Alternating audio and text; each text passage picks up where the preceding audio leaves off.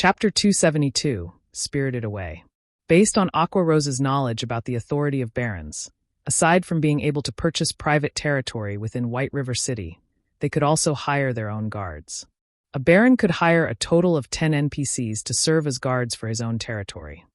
However, a baron was the lowest rank of nobility. Only when one was promoted to viscount would one be counted as one of the true nobles of the city. A viscount could not only purchase private territory, one could recruit up to 40 NPCs as guards, as well as have 2 personal guards. Having personal guards was a special privilege available only to true nobles. The normal guards hired by players were not capable of growth, unlike personal guards.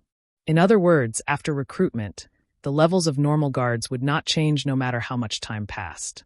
On the other hand, personal guards could be leveled up. They would also receive bonus attributes from leveling up, making them much stronger than normal guards. The difference between the two was like the difference between a common monster and a boss monster. Meanwhile, if their guild had these personal guards protecting their guild residents, at this stage of the game, the defense of their guild residents would definitely be foolproof. Furthermore, they could even have these personal guards participate in boss battles. Although the levels of these NPCs would be suppressed, they would still be a lot stronger than the average player. With these personal guards, Zero Wing would have a greater advantage over other guilds when contesting for field bosses. Thinking up to this point, Aqua Rose couldn't help but re-evaluate her opinion of Sherfong once again. Guild leader, the more I get to know you, the less I actually understand about you. Not only have you managed to obtain such an excellent location for a guild residence, you are also a viscount of White River City. If other guilds were to find out about this matter, they would definitely go insane. Aqua Rose giggled, blinking her shining large eyes. Indeed, they will definitely hunt me down like maniacs, Sherfong laughed. The moment a guild possessed their own residence, they would be like a seedling that had finally set down roots. They would no longer be at the mercy of the winds and rain. Only by growing roots could a plant thrive and have the possibility to grow into a towering tree.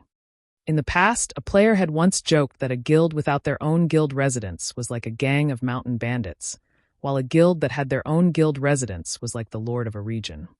The reason being, only with a guild residence could a guild gradually perfect the many benefits they provided. It was especially true for guild quests.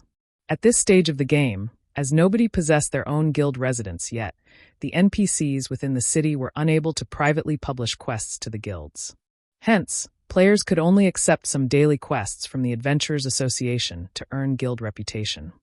In comparison to the individual quests that players received from the Adventurers Association, the private guild quests published by NPCs rewarded much higher guild reputation.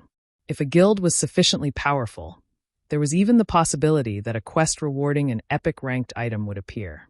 Moreover, unlike at the Adventurers Association, the number of quests available to guild members was not just limited to 2 or 3. As long as a guild was sufficiently powerful, there would be several hundreds, even thousands of guild quests being published in the guild residence every day. With so many quests available, players would be able to level up and upgrade their equipment more efficiently than if they were limited to grinding monsters. Also, statistical analysis made by professionals in the past showed that guilds with guild residences made at least double, or even triple, the amount of money of guilds without guild residences. Moreover, only with a guild residence would a guild officially have a stable source of income. The reason being, whenever a guild member completed a guild quest, the guild would automatically collect 15% of the quest reward as processing fee. The fees collected would then be stored inside the guild bank to serve as funding for the guild. This was the reason why guild residences were so important. The location of the guild residence was also very important, as this correlated to the number of guild quests a guild would receive. A newly established guild residence would be an unknown existence in White River City. To be precise, it would be unknown to the NPCs of White River City, and that anonymity would prevent many of these NPCs from commissioning quests with such newly established guild residences. If, however, a guild residence was established in a high-traffic location like the trade area, it would be easily noticed by NPCs. As a result, the number of quests the guild residents received would increase. Meanwhile, as the number of quests resolved by the guild increased, the fame of the guild among NPCs would also rise. and the number of NPCs willing to commission quests would also increase in turn. Such a snowball-like development speed would be unstoppable once it started. Hence, if the guilds in White River City were to find out about Zero Wing coming into possession of a guild residence, they would definitely hate Shifeng down to the bone. Fortunately, Zero Wing had already grown past the stage of a fledgling guild. Unrated guilds would not dare to make an enemy out of Zero Wing. Only third-rate guilds, or above, would pose a threat. However, once Zero Wing officially establishes its guild residence, not even third-rate guilds would dare to become its enemies. While Shifeng and Aqua Rose were having their merry discussion, the three of them arrived inside the main building of the Purple Sun Mansion. After remaining vacant for over a decade, the interior of the mansion was fully covered in a layer of dust. Weeds could even be seen growing in certain locations inside the mansion. The interior of the building looked extremely dilapidated, as if it could collapse at any moment. Not to mention people, even rats would not want to live in this place. It seems this place needs to be completely demolished and rebuilt, Shifeng said in heartache as he swept a glance at the interior of the mansion. For privately owned territories, any expenditures spent on it had to come out from the owner's own pockets. However, not to mention building a guild hall meant for an entire guild, even the cost of building an ordinary house was insanely expensive. It was a price that no normal person could afford. Only a large guild with immense wealth could afford such a price. Guild leader, you are the wealthiest player in White River City, yet you're actually crying about being poor? Aqua Rose rolled her eyes at Shifeng. She knew for a fact that Shifeng had spent over 100 gold coins without even blinking when he bought the Arclight shield forging design. Shifeng could only shake his head and bitterly smile in reply to Aqua Rose's teasing. What Aqua Rose did not know was that a fee of 200 gold coins was required in order to construct even the most common guild hall. Meanwhile, such a guild hall only had a capacity of 500 players. If it were a guild hall with a capacity of 1,000 players, the construction fee would be 500 gold coins. With the area the Purple Sun Mansion occupied, Shifeng could build an advanced guild hall with a capacity of 3,000 players, at the very least. However, the price tag for an advanced guild hall was 3,000 gold coins. 3,000 gold was an astronomical sum for any one guild. Even though Shifeng indeed had the ability to construct an advanced guild hall, he still had the burden of 30,000 gold from the Gospel Project quest bearing down on him. He dared not randomly spend his money. The only reason he had spent over 100 gold for the Arclight shield forging design was because he was confident of earning back the money through sales of the shields he produced. In the case of the guild hall, however, it was a one-way expenditure. Just as Shifeng's group arrived at a flight of stairs, Shifeng suddenly felt a gust of cold wind blowing over his face. He could also hear an indistinct voice whispering by his ears, as if calling him to descend the stairs. Instantly, Shifeng felt all the hairs on his body stand up. Without hesitation, Shifeng immediately unsheathed the abyssal blade and the demon bane, raising his 5 senses to their very limits. In this moment, he was fully prepared for any enemies that would show up. Aqua Rose and Fire Dance, on the other hand, reacted a tad slower than Shifeng. However, they too promptly readied their weapons as they fixed their gazes at the staircase. Contrary to their expectations, however, nothing appeared from the staircase. Only a cold breeze blew up from below, causing the weeds within the mansion to quiver slightly. How can there be wind coming from inside the building? Fire Dance asked, feeling there was something very strange about the situation. The virtual world of God's domain closely resembled reality. Meanwhile, their current location was the heart of the mansion.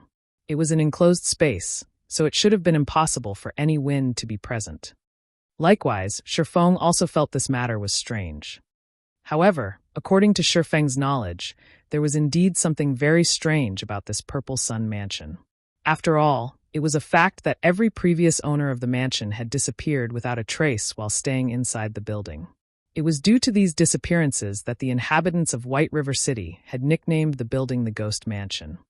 Even the Tier 4 wizard Weissman could not find the reason for the past owner's disappearances. The only solution he had was to send out a team of guards to prevent anyone from entering the mansion. Shifeng also had not learned anything about the Purple Sun Mansion in his past life. Hence, he could only rely on himself to resolve this matter. Only he never expected to feel such a great pressure, just by standing at the entrance of the staircase. It felt as if he was standing in front of a ferocious beast. Moreover, this kind of pressure had a sense of familiarity. However, Shifeng could not recall where he had felt this pressure before. The cold wind seems to be coming from the basement. Let's go have a look at it for now. Shifeng shook his head. He decided to first discover the source of this mysterious wind before making any further decisions. Chapter 273, Forgotten Lands. After entering the basement of the Purple Sun Mansion, Shifeng took a look around, finding nothing special about the place. The entire room was empty. There was none of the cold wind from before, neither was there the oppressive feeling that could shock even one's soul. There's nothing here? Were my senses playing tricks on me? When Fire Dance discovered no monsters in the basement, she promptly put away her daggers, sheathing the weapons back into their scabbards. I don't know, but it is indeed true that there is no danger here, Shifeng said, shaking his head. As players experienced more and more battles in God's domain, their sensitivity towards danger would also gradually improve. It was especially true for an expert of God's domain. Moreover, this ability of players to perceive danger was usually not wrong. Let's take a closer look around, Shifeng said. If they could not resolve this mysterious situation whereby the mansion's inhabitants were spirited away, should something actually happen, it would be a tragedy if the incident scared away the NPCs that came to commission quests with the guild. If players were the ones to get caught up in this mystery, they would at worst die once, losing a level and some skill proficiency. However, it would be different if an NPC were to get entangled in this matter. If they died, then it would be a true death for them. The main god system would not revive them. Hence, it was imperative for Shifeng to resolve this mystery as soon as possible. Otherwise, this prime real estate would be worthless. After the trio searched for more than 10 minutes, they found no problems with the place. Not to mention a monster, they couldn't even find a mouse in this place.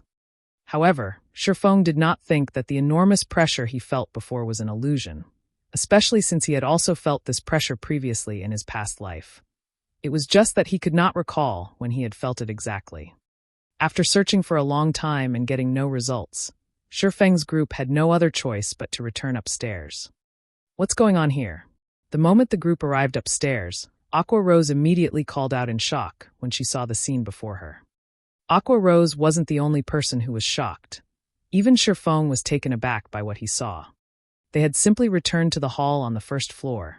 Yet, the scene here was completely different from before. No longer was it the empty, dilapidated hall they had seen. Instead, the sight that greeted the three after they exited the staircase was an intricate labyrinthine corridor. It was as if they had arrived at an entirely different place. It was definitely not the former Purple Sun Mansion they had been in. At this moment, a notification sounded from the system. System, players have discovered the Forgotten Lands. All communications to the outside world are temporarily disabled. So it turns out to be something like this. Shifeng suddenly came to a realization. He finally knew why the previous owners of the mansion had all disappeared one after another. It turned out that all of them had been transported to this location. Guild leader, I can't use my return scroll, Fire Dance said, her eyebrows wrinkled. This is just like the time in the trial of God. It seems that this place isn't ordinary at all. Shifeng began observing his surroundings. Shifeng had encountered numerous such situations in his previous life. It was just like the lost lands he had encountered shortly after entering God's domain in this life. He had even obtained the Abyssal Blade from that place. Although the Forgotten Lands was different from the Lost Lands, both still had their similarities. Most likely, players trapped in this place would be released after they completed a certain quest. However, unlike the time in the Lost Lands, none of them received any notifications of having triggered a quest. Soon after, Shifeng's group of three advanced into the labyrinth and began to explore the map. Shifeng couldn't help but admit that this map was very large. Even after they had wandered around for more than 6 hours, they still hadn't finished exploring the place. In the end, the three of them decided to split up and continue their exploration. In any case, they had not met with any dangers so far, and it would be much more efficient if they explored the map separately. Unwittingly, a day passed by without anything happening. Only on the second day did Aqua Rose find something new in the region she explored. Aqua Rose discovered a large magic array.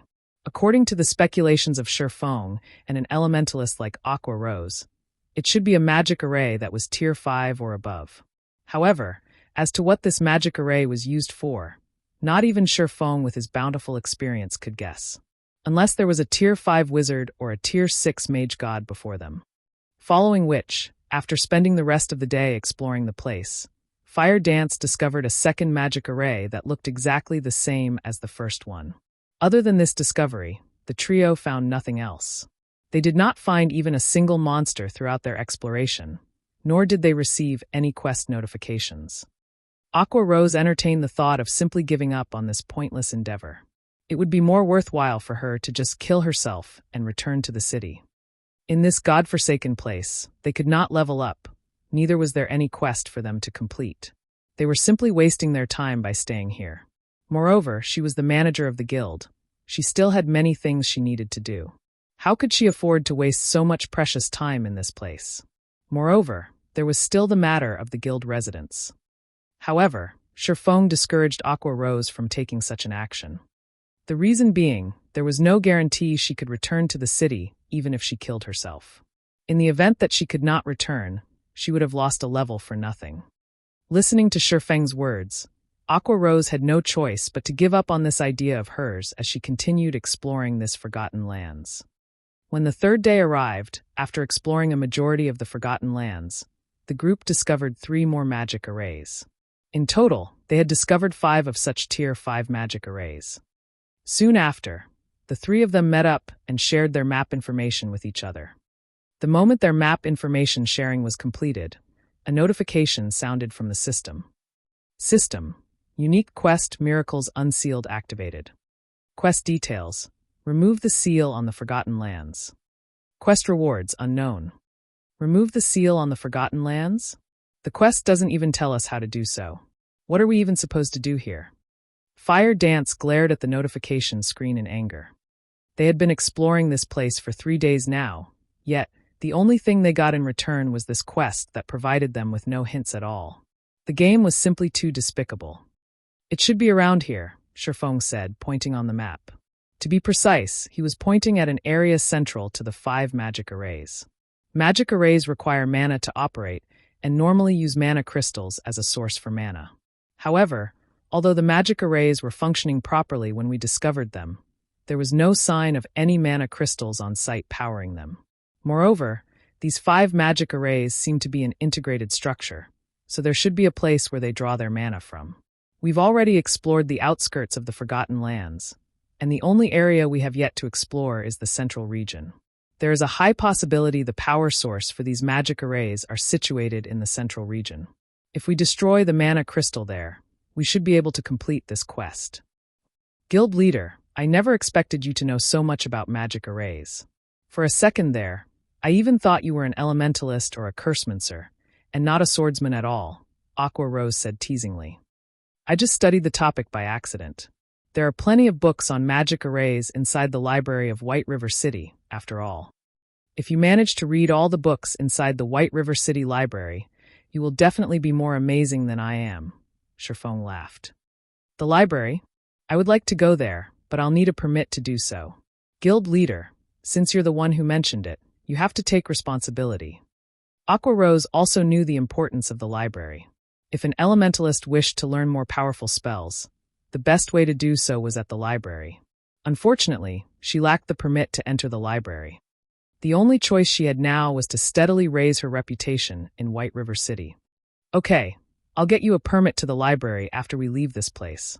Shifeng shook his head and laughed again. As a demon hunter, he could obtain a permit to the library any time he wanted. Moreover, now that he was a Viscount of White River City, as one of the true nobles of the city, he could easily obtain a handful of library emblems. Following which, the 3 of them ran towards the central region of the Forgotten Lands. For hours later, the trio arrived outside the central region. If they wished to enter the place, they needed to go through a very long crystalline pathway. However, there was a giant 3-headed wolf made out of blue crystals blocking the entrance of the pathway. So there is a monster here after all. Fire Dance's eyes glowed with interest when she saw this 3-headed wolf. After several days of no combat, her hands were already itching for action. Chapter 274, Dark Gold Treasure Chest. The presence of a monster doesn't necessarily mean it's a good thing, Sherfong said, a bitter smile on his face as he looked at the three-headed wolf guarding the entrance of the crystal pathway. Crystal Warwolf, Lord Rank. Level 25. HP 300,000/300,000. Compared to a dungeon boss, a field boss of the same rank was much more powerful. Moreover, in order to counter Zerg tactics, God's domain had set it so that field bosses would have their combat power and HP increased in proportion to the number of players participating in the battle. Generally, the optimum number of players required to raid a Lord-ranked field boss was around 10 to 20, unless of course it was a special boss. However, judging from the appearance of the Crystal Warwolf before them, Sherfong felt that it should not be a special boss. In other words, at least 10 players were needed to raid this boss. To make matters worse, the Crystal Warwolf was a level 25 monster, while nobody in Sherfeng's group had even reached level 20. The resulting level suppression would be dire. Of those present, aside from Sherfong, who had the Abyssal Blade, which allowed him to fully ignore this level suppression, only Aqua Rose possessed a piece of equipment with the Ignore levels attribute. Even so, her equipment only allowed her to ignore up to 3 levels. Aqua Rose herself was only at level 17 right now, and a level suppression of 5 levels would not be easy for her to deal with. As for Fire Dance, there was nothing to say. Of course, every cloud had a silver lining. Since the boss guarding the crystal pathway was very strong, it meant that the things beyond the pathway was equally important. Moreover, Sherfong also discovered a treasure chest sitting beside the pathway. This treasure chest was a dark gold treasure chest, and Sherfeng's heart burned with a fiery passion as he looked at it. The loot he could get from this dark gold treasure chest would be much better than the loot from the boss before him. We won't be able to defeat a level 20 lord with just the 3 of us alone. We'll need to call for reinforcements. Aqua Rose's eyes glowed with excitement when she looked at the Crystal Warwolf before her. It was extremely difficult for players to meet with a field boss. They would definitely make a huge profit after killing it. Not to mention, there was also the treasure chest the Crystal Warwolf was guarding. Following which, Aqua Rose temporarily logged off the game to contact Blackie, who was at the Zero Wing workshop, telling him to bring the main force of Zero Wing to the Purple Sun Mansion and enter the staircase to the basement, in order to meet up with them at the Forgotten Lands. Meanwhile, Sherfong ceaselessly observed the Crystal Warwolf and the surrounding terrain, trying to think of a strategy to raid the boss. 10 minutes later, Aqua Rose logged back into the game. How did it go? When will they be arriving? Sherfong asked. They're already at the Purple Sun Mansion. However, no matter what they tried, they can't seem to find the entrance to this map, Aqua Rose said, slight disappointment showing on her face. If so, the appearance of the entrance should be random, Sherfong said, lapsing into silent contemplation. After a while, he shifted his sights to the Crystal Warwolf and added, "It seems we can only depend on ourselves to defeat this boss." Hearing Sherfeng's conclusion, both Aqua Rose and Fire Dance immediately thought that Sherfong had gone insane. He was actually suggesting they deal with this Crystal Warwolf before them. They had neither an MT nor a healer in the party right now. With just 3 damage dealers, how were they supposed to deal with a level 25 Lord-ranked boss that had a height of over 10 meters? Although both girls knew of Sherfeng's unrivaled strength, a Lord-ranked boss was still not something that could be defeated with just 3 players. We are only giving it a try. In any case, we can't just stay stuck in this place forever, right? Moreover, even if we do die, it is a good chance to check whether or not we can actually leave this place after dying.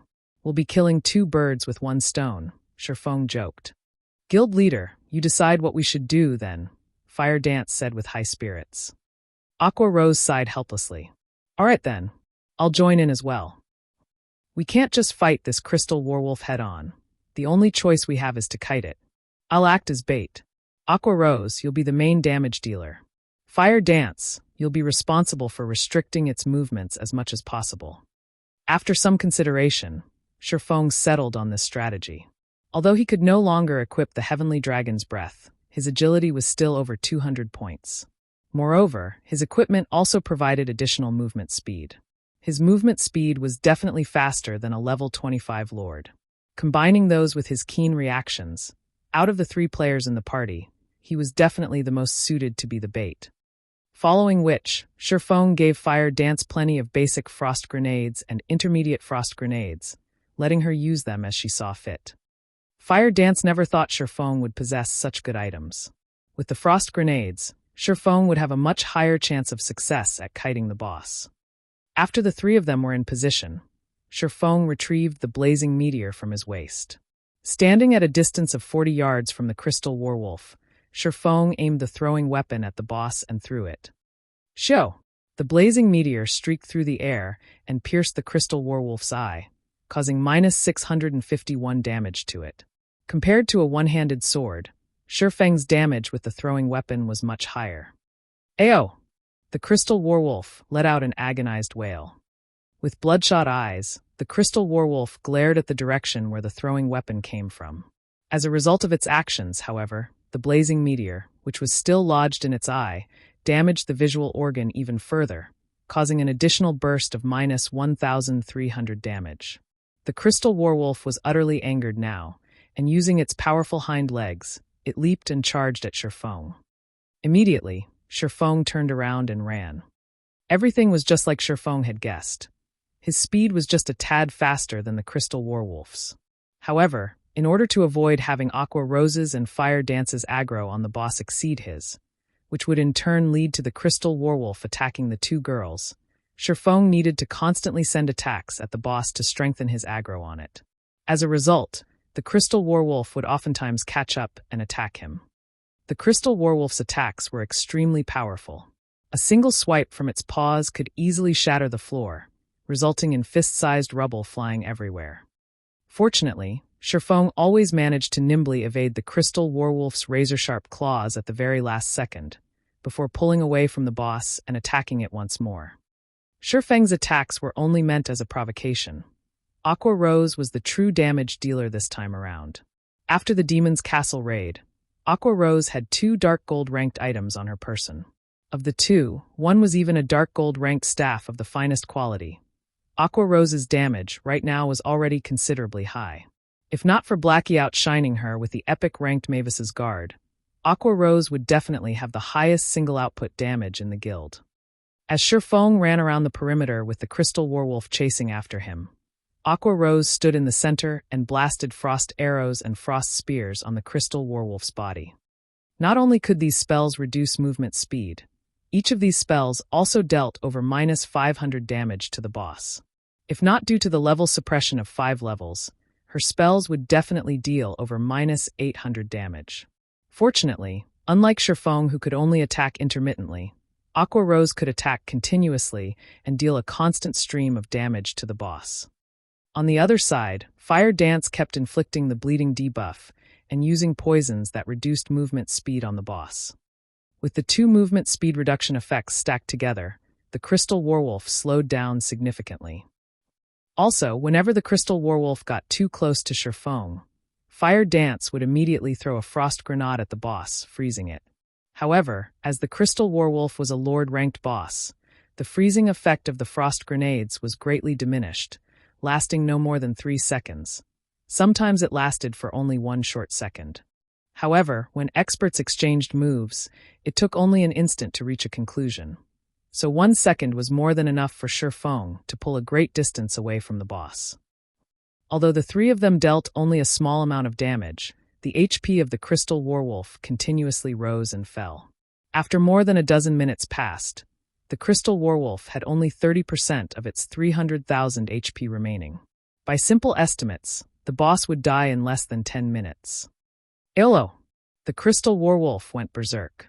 Just like a deflated balloon, its towering body, which was over 10 meters in height, suddenly shrank. Within moments, the boss became much smaller than it was before. Not good. This is the type of berserk that discards power for speed. Sherfong had encountered plenty of such bosses in the past. Hence, the moment he witnessed the crystal werewolf's transformation, he immediately recognized the boss for what it was. Fire Dance, keep on using the frost grenades to slow it down. Understood. Fire Dance knew that this was a crucial period. Hence, she tossed out the frost grenades in her hands one after another without pause. However, something unexpected happened. Aside from the frost grenades dealing much less damage than before, both their movement speed reduction and freezing effects were completely useless against the boss. In the blink of an eye, the shrunken crystal werewolf appeared before Shifeng. It brandished its claws. Its 3 heads bared the fangs in its mouths, and it bit down at him. Although Shifeng managed to deftly evade the 3 jaws clamping down on him, he failed to evade one of the paws that quickly followed. Suddenly, Shifeng's entire person was sent flying for more than 10 yards, and a frightening damage of more than -2,100 appeared above his head. Shifeng felt as if his chest had caved in when he received the attack. Shifeng's HP instantly fell to a dangerous level, his previously green HP bar turning into a bright red. Chapter 275, 7 Luminaries Key. The moment Shifeng landed on the ground, the crystal werewolf arrived at his back like a savage gale. Without giving Shifeng any chance to defend, the 3 heads of the crystal werewolf opened their jaws to bite down on Shifeng. Guild leader Fire Dance was greatly shocked. Immediately, she closed in on the crystal werewolf, sending a 3-star kidney strike to its body. However, even a controlling skill like Kidney Strike had no effect on the crystal werewolf. Just as the fangs of the crystal werewolf were about to close on Shifeng's head, Shifeng managed to cross his swords and execute parry in the nick of time. Boom! The floor beneath Shifeng instantly cracked from the force. What a strong fellow, Shifeng laughed bitterly. Although parry allowed players to block the physical damage of an attack, it did not neutralize the force of the impact. There was no healer in the party right now. If Shifeng ate another attack, he would definitely lose his life. From this brief exchange, Shifeng had also gotten a general understanding of how much more powerful the crystal werewolf had become. In Shifeng's estimation, although the crystal werewolf had not received much of an increase in terms of strength, its current speed was at least 30% faster than before it went berserk. At this moment, only by equipping the Heavenly Dragon's Breath could Shifeng have a chance at grasping victory. Otherwise, he would only receive unilateral abuse from the boss. Unfortunately, although reaching 200 points in agility was a simple task, it was not easy for a swordsman like Shifeng to attain 120 points in intelligence. Moreover, very few plate armor equipment meant for swordsmen had the intelligence attribute on it. Those that did would be considered garbage equipment. Seeing that its attack had failed to kill its prey, the crystal werewolf immediately rotated its body, its diamond-like tail whipping at Shifeng as it did so. As parry was still on cooldown, Shifeng had no choice but to activate one of his life-saving skills, Defensive Blade. Defensive Blade was currently at level 4, and it protected Shifeng from 9 ranged attacks or 4 melee attacks. Defensive Blade was a skill that provided complete immunity to any attack, be it damage or the resulting impact. It was one of the must-have basic combat skills for swordsmen. As for why Shifeng had chosen to use parry first instead of Defensive Blade, it was for the sole purpose of determining the combat power of the berserk crystal werewolf. Only by experiencing the force of the impact could Shifeng make the best judgment. Meanwhile, the conclusion Shifeng arrived at was to face the crystal werewolf head-on. If he tried to escape, he would only die faster. Following which, he raised the abyssal blade up in the air. Green electric arcs surrounded the body of the sword as it moved to meet with the snowy, sharp claws of the crystal werewolf. Thundering flash. The green electric arcs pierced the crystal werewolf's body, causing -572, -1,623, and -1,204 damage to it. Although only 1 out of the 3 arcs achieved a critical hit, the attack also managed to trigger the curse of the abyssal blade, inflicting the doom curse on the crystal werewolf. Immediately, all of the crystal werewolf's attributes were reduced by 20%. Suddenly, the berserk crystal werewolf that had had its agility increased by 30% was weakened greatly. However, Shifeng was still not done with his attacks. He activated Phantom Kill right away, his doppelganger appearing beside the crystal werewolf. Shortly after, Shifeng's doppelganger started sending a barrage of attacks at the crystal werewolf as well. Although the doppelganger only had 50% of Shifeng's attributes, it had fully inherited the skills Shifeng had learned. Yet, despite having greatly reduced the crystal werewolf's speed, Shifeng still did not have an easy time evading its attacks. Having no other choice, Shifeng activated Gravity Liberation. Shifeng's body instantly became as light as a feather, and like a spirited monkey, he dodged the originally unavoidable attack. Wind Blade. Immediately, Shifeng's attack speed increased even further. Double Chop. Earth Splitter. Thunder Flame Explosion. Skills blasted on the Crystal Warwolf one after another, each dealing over -1,000 damage. Although the Crystal Warwolf's attacks became stronger and its speed much faster after going berserk, these improvements came at the price of its defense being weakened. Combined with the 20% damage amplification effect of Thundering Flash, the damage the Crystal Warwolf received became a lot higher than before. Fire Dance's and Aqua Rose's attacks also landed at this point, so the Crystal Warwolf's HP fell sharply. By the time the 30-second duration of Gravity Liberation was almost over, the Crystal Warwolf only had 10% of its HP remaining. Just as the effect of Gravity Liberation was about to end, Shifeng executed 9 Dragon's Slash. 9 phantoms of the Abyssal Blade appeared behind Shifeng, and all of them shot towards the Crystal Warwolf. Meanwhile, just as an attack from the Crystal Warwolf was about to land on Shifeng swapped positions with his doppelganger. Upon being relocated, the doppelganger immediately used Parry and Defensive Blade to repel the Crystal Warwolf's attacks. Each phantom of the Abyssal Blade had high attack power, and each of them could deal over -150 damage every time they struck at the Crystal Warwolf. In total, the 9 phantoms dealt over -1,300 damage to the Crystal Warwolf every second. Meanwhile, there were 28 seconds before the effect of 9 Dragon's Slash ended. After having used up both of its life-saving skills, Parry and Defensive Blade, the doppelganger received a direct hit from the Crystal Warwolf's claws. Alas, the doppelganger only had 50% of Shifeng's attributes, so it died on the spot. However, the doppelganger had earned a lot of time for Shifeng.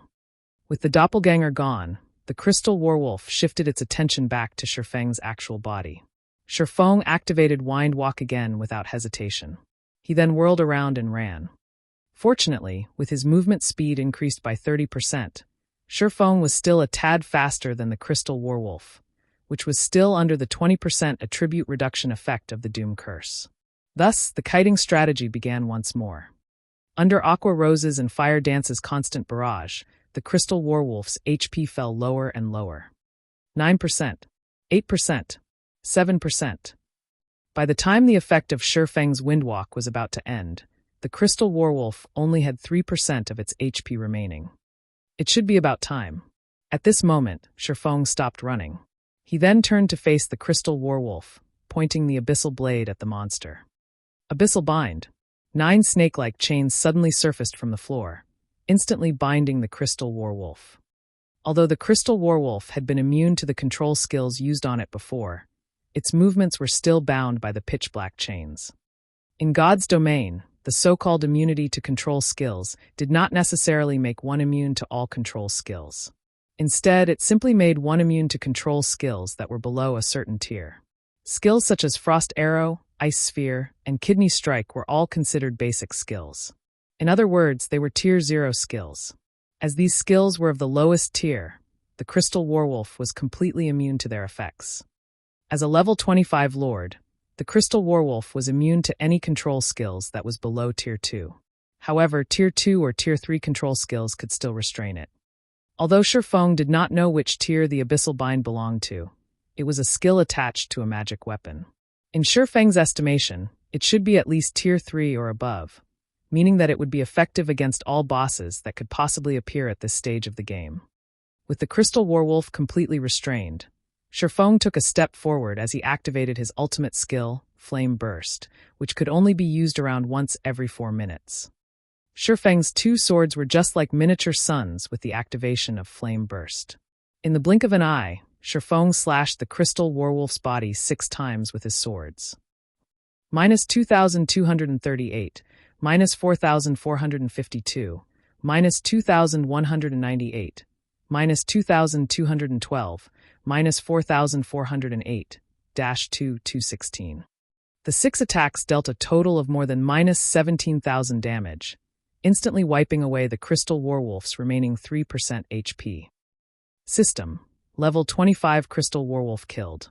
Level difference of 7. EXP obtained increased by 700%. obtained 485,630 EXP. The experience bars of all three of them instantly increased by a large chunk. Aqua Rose even advanced to level 18. As for Shifeng, he had only recently reached level 18, so he was still at level 18 even after killing the Crystal Warwolf. If he could kill several more of such Lord-rank bosses, he would definitely level up very quickly. I never thought a Lord-ranked boss could be killed in such a way as well. This battle was an eye-opener for Aqua Rose. In truth, however, if not for Shifeng being capable of holding a stable aggro on the Crystal Warwolf, in addition to consistently evading its multitude of attacks, they definitely could not have killed it. Guild leader, quickly check the loot. As a huge fan of Shifeng, Fire Dance was not surprised by Shifeng's ingenuity.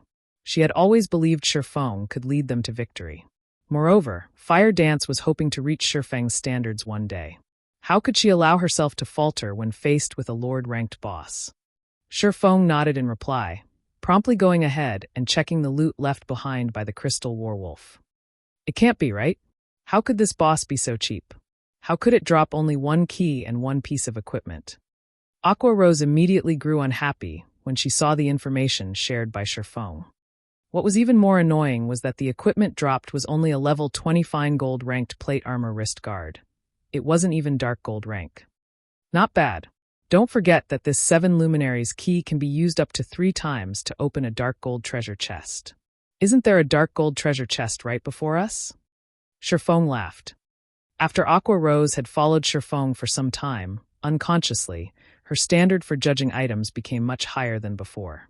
If it was in the past, Aqua Rose would definitely have forgotten herself in joy if she saw a fine gold equipment. Now, however, unless an item was of dark gold rank, it would not even pique her interest. That's right. Aqua Rose shifted her sights towards the distant treasure chest. After the arduous battle, the existence of this dark gold treasure chest had completely slipped her mind. They could get a dark gold equipment at the very minimum if they opened this treasure chest. There was also a small chance for them to obtain an epic ranked item. Epic ranked items. Aqua Rose did not dare to even hope for one. Chapter 276, Dragonscale Set Equipment.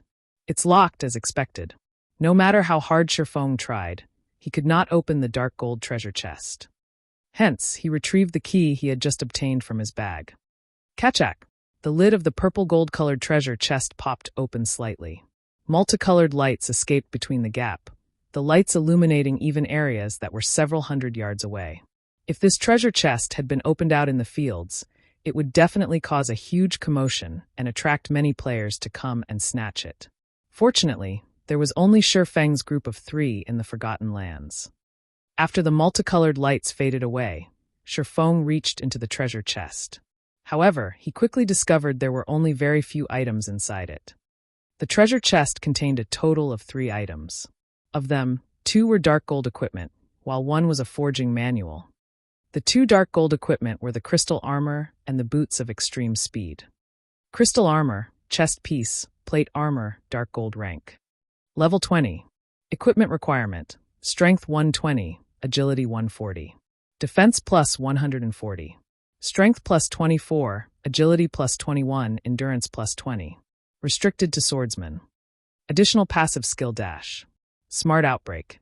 Every time user receives damage, strength and agility increased by 2% for 15 seconds. Stacks up to 5 times. Although the basic attributes on this piece of equipment could only be considered at the level of being good, the passive skill that was attached to it was simply amazing.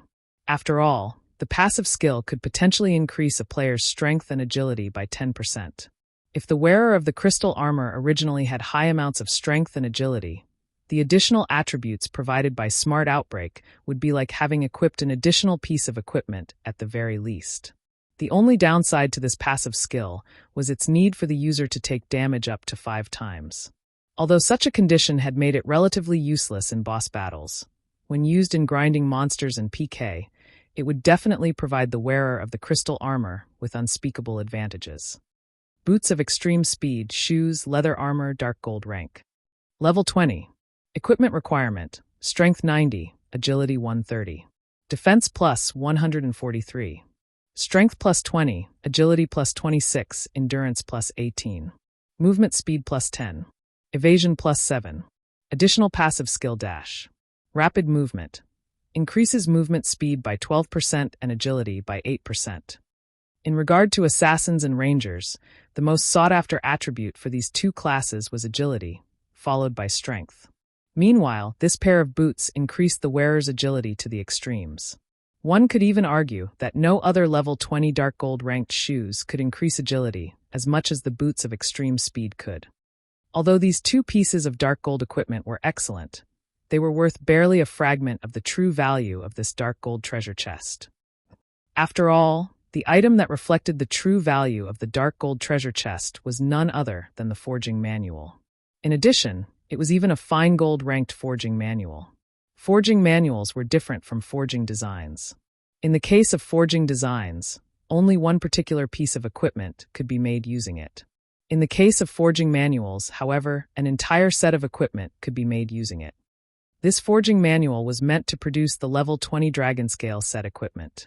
There were a total of 6 pieces in this set, and it could be worn by any class that could use plate armor. Previously, Sherfong had spent over 100 gold at the Blackwing auction house just to purchase the forging design for the Arclight shield. However, the value of the Arclight shield was far from being comparable to the Dragonscale set equipment. After all, the Dragonscale set equipment was a fine gold ranked set equipment. Throughout the entire Starmoon Kingdom, not a single guild had managed to obtain a secret silver ranked set equipment up to now. One could simply imagine the value of a fine gold ranked set equipment. If Sherfong could forge a few sets of the Dragonscale set equipment and give them to the plate armor classes in the guild's main force, when these players walked on the streets wearing the Dragonscale set equipment, one could simply imagine the shock on the other players' faces when they see the set equipment. The members of other guilds would definitely tremble with fear. Just the thought of such a scene was simply exhilarating. However, it would definitely be extremely difficult to forge the Dragonscale set equipment. As it was a set equipment, the difficulty of producing the entire set would be no less than producing a piece of dark gold equipment. Sherfong was only an advanced forging apprentice right now. Without raising his forging level, producing the Dragonscale set equipment would only be a pipe dream. At the very least, he needed to get promoted to an intermediate forger or advanced forger before he had an actual chance of producing the Dragonscale set equipment. I have to raise my forging levels after we return. Sherfong formed a plan in his mind as he looked at the Dragonscale forging manual. Sherfong then handed the boots of extreme speed to Fire Dance.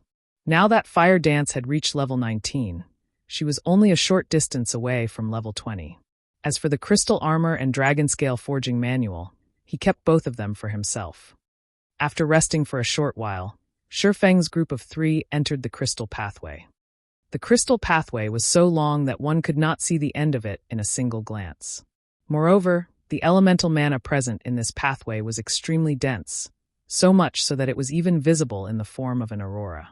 It was an absolutely stunning sight to behold. Aside from being visually appealing, the dense mana also gave the 3 of them a buff, increasing the magic damage they could deal by 300%. One could simply imagine how dense the elemental mana was in this pathway. Before they knew it, Sherfeng's group of 3 had walked for more than an hour inside this crystal pathway. When they finally emerged, they were at the base of a huge mountain. When the 3 of them laid eyes on this mountain, they were immediately stunned. This entire mountain can't be made out of 7 Luminaries crystal, right? Aqua Rose stared at the crystal mountain, her heart filled with immense shock. Aqua Rose had previously visited the Blackwing auction house, so she had seen 7 Luminaries crystal before.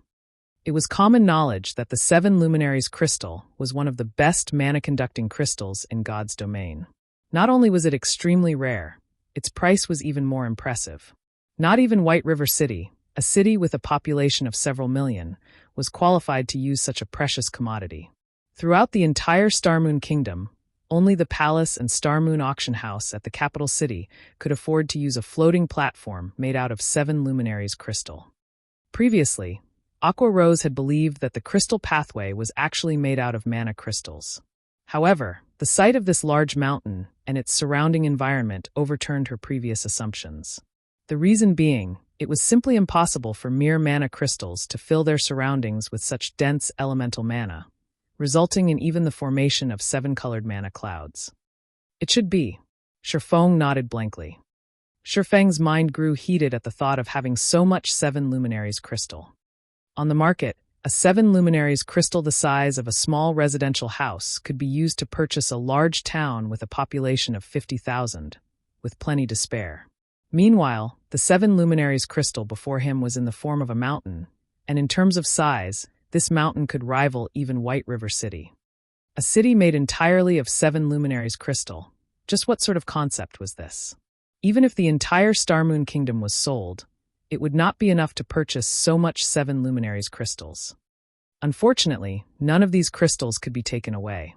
It was not even possible to pick some to take back. If they wished to mine these 7 Luminaries crystals, at the very least, they needed to reach master level in mining. Shifeng was only at basic apprentice level in mining right now, and not even in his dreams could he mine these 7 Luminaries crystals. 7 Luminaries crystal was even more valuable than gold.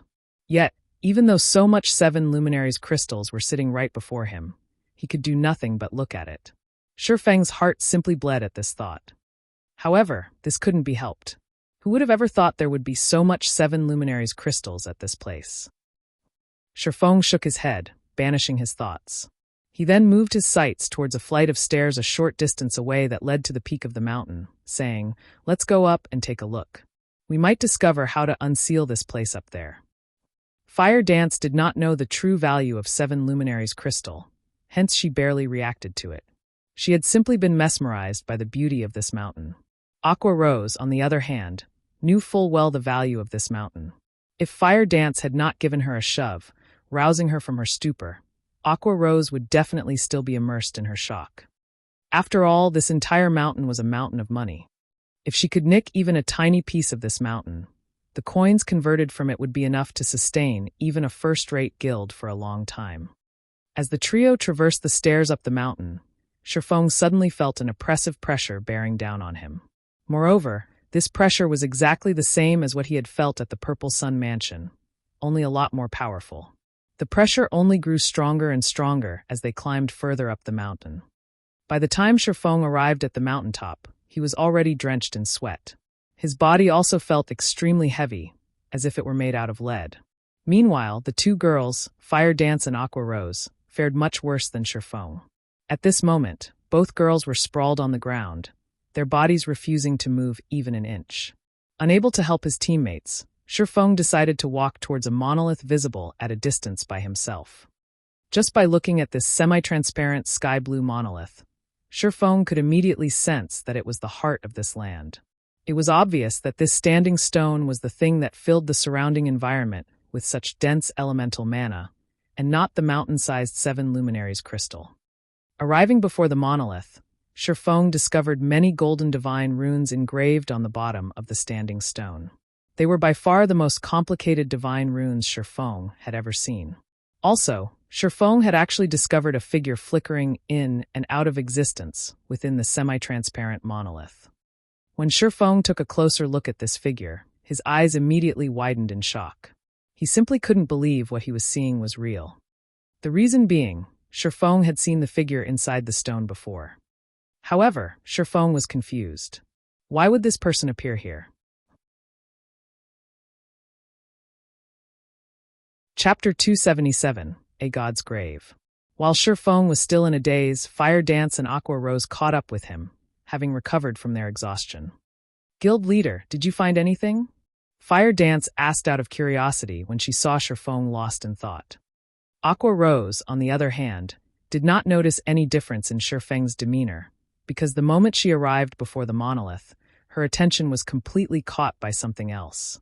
As an elementalist, she was much more sensitive to magic power than players of other classes. The frightening magic power radiating from the monolith was definitely the purest form of magic power Aqua Rose had ever felt, as if it was the master of all elemental mana. When Aqua Rose noticed the figure inside the monolith, she too froze on the spot. How is it possible? Aqua Rose could not believe what she saw. She rubbed her eyes, thinking they were playing tricks on her. Aqua Rose's reaction baffled Fire Dance. What has gotten into the two of you? Fire Dance looked at Aqua Rose, then at Sherfong, confused by their reactions. You'll understand after taking a look inside the monolith, Sherfong said slowly, pointing towards the figure in the monolith. Fire Dance then transferred her gaze to the monolith. How could she be here? Fire Dance asked in shock. Fire Dance knew the figure in the monolith. Moreover, she had met this person only recently. This person was none other than Charlene, the divine official who faced off against the two fallen angels back at the demon's castle. To be precise, the woman within the monolith looked exactly the same as Charlene. Even the saintly aura she emitted was similar to Charlene's. If Fire Dance had to point to a difference between the two women, then it would be the pressure this woman gave off. This was no longer an oppression due to strength. Instead, this pressure was the instinctive reverence for a primordial life form, just like the reverence mortals had towards gods. Could she possibly be a god? Fire Dance suddenly had this thought when she looked at the woman who looked like Charlene. Sherfeng's thoughts were running along similar lines to Fire Dance's. However, Sherfeng could say with certainty that the woman inside the monolith was definitely a Tier 6 god, because in the past he had personally experienced this overbearing pressure, which could only be exuded by a god. If the woman in the monolith was simply a Tier 6 god, Sherfeng would not have found the matter too shocking. After all, during his decade of playing God's Domain, he had personally met with plenty of Tier 6 players and NPCs. The thing that truly startled him was the fact that the woman before him looked identical to Charlene. Back at the Purple Sun Mansion, he had already experienced this kind of pressure. He had simply forgotten where he had felt it before. Now he knew why that pressure felt so familiar. After all, he had felt a similar pressure from Charlene. Only, the pressure Charlene gave off was not as powerful as the one he felt at the Purple Sun Mansion, hence he failed to recognize it. Not only did the two women look exactly the same, even the pressure they emitted felt similar. The only real difference between the two were their actual strengths. If Sherfeng was told that the woman before him was Charlene, he would definitely not believe it. After all, Charlene was only a Tier 3 divine official. She was still miles away from becoming a Tier 6 god. Yet, if he was told that Charlene had no connection to this woman before him, then he likewise would not believe it. Although the woman inside the monolith was clearly no longer alive, at the end of the day, she was still a god. As long as her body did not receive any intentional damage, it would not undergo any decay. As of now, Sherfeng finally realized that the Forgotten Lands was merely the grave of a god. However, he was still curious about who had actually created this masterpiece. This great personage had actually made such a complex magic array that utilized a god's body as its power source. The materials used to create the magic array even included the extremely valuable 7 Luminaries crystal. Just what kind of thing was this great personage trying to seal? Even if it was for the purpose of sealing a god, there should not be a need for so much resources. It seems there is a deep connection between Charlene and this place. Sherfeng had long since felt that Charlene's origins were not simple. The fact that she was a Tier 3 NPC was already amazing in and of itself. Charlene was also capable of handing out an epic quest to Sherfeng. Now, there was even a god that looked exactly the same as Charlene. Even Sherfeng could not fathom Charlene's true identity, unless he went and asked Charlene herself. Sherfeng was extremely curious about this matter. He vowed to himself to visit Charlene, who was at the stargazing tower at Blackwing City, after this entire ordeal was over. Guild leader, what are we supposed to do now? Destroy this monolith? Aqua Rose asked. The mana source of this magic array clearly originated from this monolith. If they wished to release the seal on the Forgotten Lands, their only choice was to destroy the monolith. However, it was unknown what sort of reaction they would incur if they did so. There was a god inside the monolith, after all. Let's give it a try. Sherfeng had taken a look at the monolith's surroundings just now. However, he did not discover any mechanisms that would allow him to undo the magic array. After Sherfeng nodded, Fire Dance immediately took action by slashing at the monolith with her 2 daggers. However, the 2 fine gold-ranked daggers, which could easily cut through metal like a hot knife through butter, simply grazed the surface of the monolith, creating dazzling sparks in the process. There was not even a mark left on the monolith. Hard. Fire Dance's hands went numb from the attack. It felt as if her daggers had hit God's steel. I'll try using magic. Aqua Rose started chanting the incantation for chain explosion.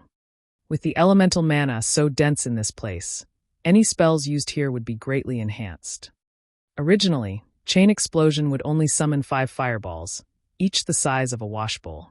When Aqua Rose cast the spell now, however, the fireballs grew to the size of a small house. When these fireballs bombarded the monolith, they were like meteors hurtling down from the sky. Sparks flew in all directions as the fireballs crashed into the monolith. After the flames subsided, Aqua Rose was greatly shocked by the result. The monolith remained completely unscathed. On the contrary, it even looked more brilliant and dazzling than before. Sherfong wrinkled his brows at this sight. If even Aqua Rose's ultimate move could not deal any damage to the monolith, he would most likely end up with a similar result if he tried to attack the monolith. Since we can't destroy the monolith, we'll need to use some other method to destroy the magic array, Sherfong said. The main god system would not hand out a quest that players had no hope of actually completing. If they couldn't destroy the power source of the magic array, nor the magic array itself, then there was only one other thing they could destroy. The connection points. Aqua, help me look for the connection points of this magic array, Sherfong said. I see. Aqua Rose immediately understood Sherfeng's intention. Fire Dance, however, remained clueless after the two's brief conversation. As an assassin, she knew next to nothing about magic. Hence, she could only stay by the monolith's side as she watched her 2 friends hard at work. Meanwhile, Sherfong and Aqua Rose started searching the surroundings of the monolith for the veins that carried magic power to the 5 modules of the magic array. Only by looking for veins could they locate the connection points. Normally, the quickest way to destroy a magic array was to destroy its power core. If that was not viable, then the 2 other remaining options would be to destroy the magic array itself and to destroy the connection points of the magic array. Destroying the magic array itself was an extremely challenging task to pull off. On the other hand, it was a very simple task to destroy the connection points. Unfortunately, locating these connection points was also a very difficult task. A connection point was a node that connected the magic array to its power source. It acted similar to a circuit breaker in real life. Only, instead of being used to prevent an overflow of electric current, the connection point served to limit the amount of mana flowing from the power source to the magic array. If the connection point was damaged, then the mana supply would surge, and consequently, the magic array would destroy itself due to excessive mana input. After searching for some time, Sherfong finally found a connection point. He promptly struck down with the abyssal blade, destroying the connection point. However, this enormous and complex magic array did not possess only a single connection point. They needed to search and destroy all the connection points of the magic array. After several more hours passed, Aqua Rose found another connection point, which she quickly destroyed. Even so, the magic array remained stable. In this way, Sherfong and Aqua Rose spent the entire day destroying more than 20 connection points. Although the destruction of the connection points had a slight effect on the magic array, it was clear that the damage was within the parameters of the magic array's design. Not good. Guild Leader, one of the connection points you previously destroyed is back to normal. Having nothing better to do, Fire Dance had tagged along with Sherfong, hoping to learn how she, too, could search for the connection points. However, during her observations, she suddenly discovered that one of the connection points Sherfong had previously destroyed had actually recovered. What did you say? Sherfong asked in disbelief. Even the connection points could restore themselves? Sherfong started to suspect that this was no longer an ordinary magic array, but a magic array that had already cultivated into a demon. Sherfong had seen plenty of Tier 5 magic arrays in the past. He had even seen Tier 6 magic arrays before. However, he had never once heard of a magic array that was capable of repairing itself. Chapter 278, The Great Catastrophe. By no means can we continue like this. There might be hundreds of connection points in this magic array. By the time we locate the ones remaining, the other connection points might have repaired themselves already, Sherfong said, his head aching. A magic array that was capable of self-repair was simply unheard of. If they did not have a dozen or so players moving separately to destroy the connection points, it was simply impossible to destroy every single connection point in this magic array. Destroying the connection points suddenly became a much harder task than Sherfong had imagined it to be. Guild Leader, I found something here. Come over and take a look, Aqua Rose said through the party chat. Hearing that there was a new discovery, Sherfong immediately hurried over to Aqua Rose's location. Aqua Rose was currently situated in the middle of the 7 Luminaries mountain, inside an extremely obscure cave. If not for the indicator provided by the system map, Sherfong could not have found the cave Aqua Rose was in. After entering the cave, Sherfong immediately observed his surroundings. He discovered that the walls of the cave were covered with engravings of divine runes. The golden glow these divine runes were giving off brightly illuminating the interior of the cave. Looking at the cave's central crystal pillar, Sherfong noticed a blood-red stone embedded in it. This piece of stone was just like a beating heart, only instead of bright red liquid, an endless amount of mana passed through it. Meanwhile, the mana that passed through this blood-red stone became much purer in quality. Aqua, how did you manage to find this place? Sherfong asked, astonished by this scene before him. I just happened to discover a particularly thick mana vein and followed it here. Aqua Rose beamed a proud smile at Sherfong. If they demolished this place, then the magic array would definitely be finished. Guild leader, I'll start destroying this place, all right? Aqua Rose could wait no longer. She had been trapped in this godforsaken place for so many days now. During this period of time, she had no option but to keep contact with her subordinates through the phone in order to make arrangements for the daily affairs of the guild. She had also instructed them to prepare for the establishment of their guild residence. Currently, most of the average players in White River City were already around level 14 to level 15, while the elite players of the various guilds were already at level 17. The intensity of the competition for the 3 great dungeons had also reached its peak by now. Out of all the guilds in White River City, Ouroboros shone the brightest. They had already managed to take down the second boss of the hard mode Land of Death, and they were currently in the midst of challenging the third boss of the dungeon.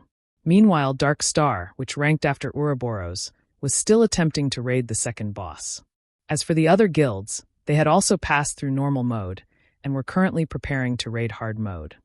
Furthermore, as players started raiding the hard mode bosses of the 3 great dungeons, they soon discovered the astonishing benefits they could obtain. Aside from dropping level 15 secret silver rank set equipment, the bosses also dropped plenty of recipes and designs. Players could also obtain the guild task order that could not be obtained from 20-man team dungeons or lower. These guild task orders could be used to accelerate the promotion of a guild. Otherwise, it would take ages for guilds to get promoted if they simply relied on the meager guild reputation their members obtained by completing daily quests. Yet, as one of the top 6 guilds in White River City, Zero Wing had actually remained inactive all this time. Not only had it accomplished nothing during this period of time, it did not even set foot in any of the 3 great dungeons. It had simply focused its attention on raiding level 15, 10, and 20-man dungeons, and its decision to do so had greatly confused the masses. Even though Zero Wing clearly had the strength to challenge the 3 great dungeons, it had chosen not to take action instead. The guild's behavior had caused many of the new members to grow dissatisfied, and a majority of these players had chosen to leave the guild one after another. Very quickly, Zero Wing's member count, that had originally exceeded 8,000, had quickly dwindled down to just slightly more than 6,000. This situation had panicked Aqua Rose somewhat. In reply to Aqua Rose's panic, Sherfong had simply said, if they wish to leave, then let them leave. You don't need to stop them.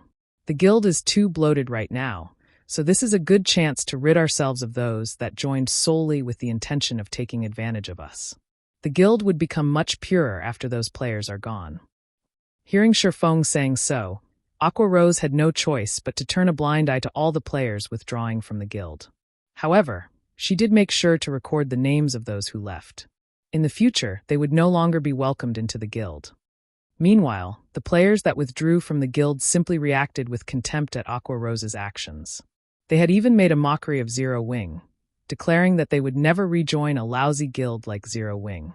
Moreover, as if to rub salt into the wound, Dark Star had also been secretly killing many players from Zero Wing, causing even more players to withdraw from the guild. As of this moment, there were only around 4,000 members remaining in Zero Wing. Not to mention a third-rate guild, they were not even comparable to a large unrated guild right now. Hence, Aqua Rose was in a rush to break out of this place. She wanted to quickly return and rectify the guild. Hold on a minute, Sherfong hurriedly said when he noticed a large fireball already appearing in Aqua Rose's hand. We don't really need to destroy it. But how are we supposed to leave this place if we don't destroy it, then? Aqua Rose asked. I have my own ways. Sherfong revealed a faint smile as he looked at the blood-red stone embedded inside the crystal pillar. Sherfong truly had not expected to find this piece of blood-red stone here. Instead of calling it a blood-red stone, it would be more appropriate to refer to it as the Philosopher's Stone. Previously, Sherfong had obtained a fragment of the Philosopher's Stone back at the Sun Temple. Now he had stumbled upon another fragment. The Philosopher's Stone was an alchemy treasure. Despite being fragmented into 5 pieces, each of these individual pieces still contained the strength of an epic ranked item. Also, when Sherfong discovered the Philosopher's Stone at this place, he quickly understood just how the connection points of the magic array had managed to repair themselves. It turned out it was all because of the Philosopher's Stone. Although I can't take away any of these 7 Luminaries crystals, it is still not bad if I can return with this piece of the Philosopher's Stone. Sherfong arrived before the crystal pillar. He then inserted the tip of the abyssal blade into the crevice in the crystal pillar where the Philosopher's Stone was set. With a light tap on the pommel of the abyssal blade, the Philosopher's Stone easily popped out from the crystal pillar. Sherfong promptly retrieved the item and stored it in his bag. Shortly after the Philosopher's Stone was removed from the crystal pillar, the cave started fading away. Moreover, the rate at which it disappeared was visible to the naked eye. The dense elemental mana that filled the air and land also gradually dispersed, becoming thinner and thinner. As for the incomparably hard 7 Luminaries crystals, they too had began turning into ash. Not good. This place is about to collapse. We need to leave immediately. Sherfong shouted through the party chat as soon as he noticed this change.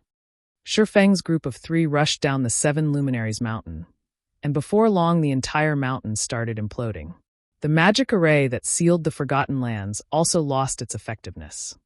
As for the monolith that had previously been standing on the mountaintop, it remained floating high up in the sky.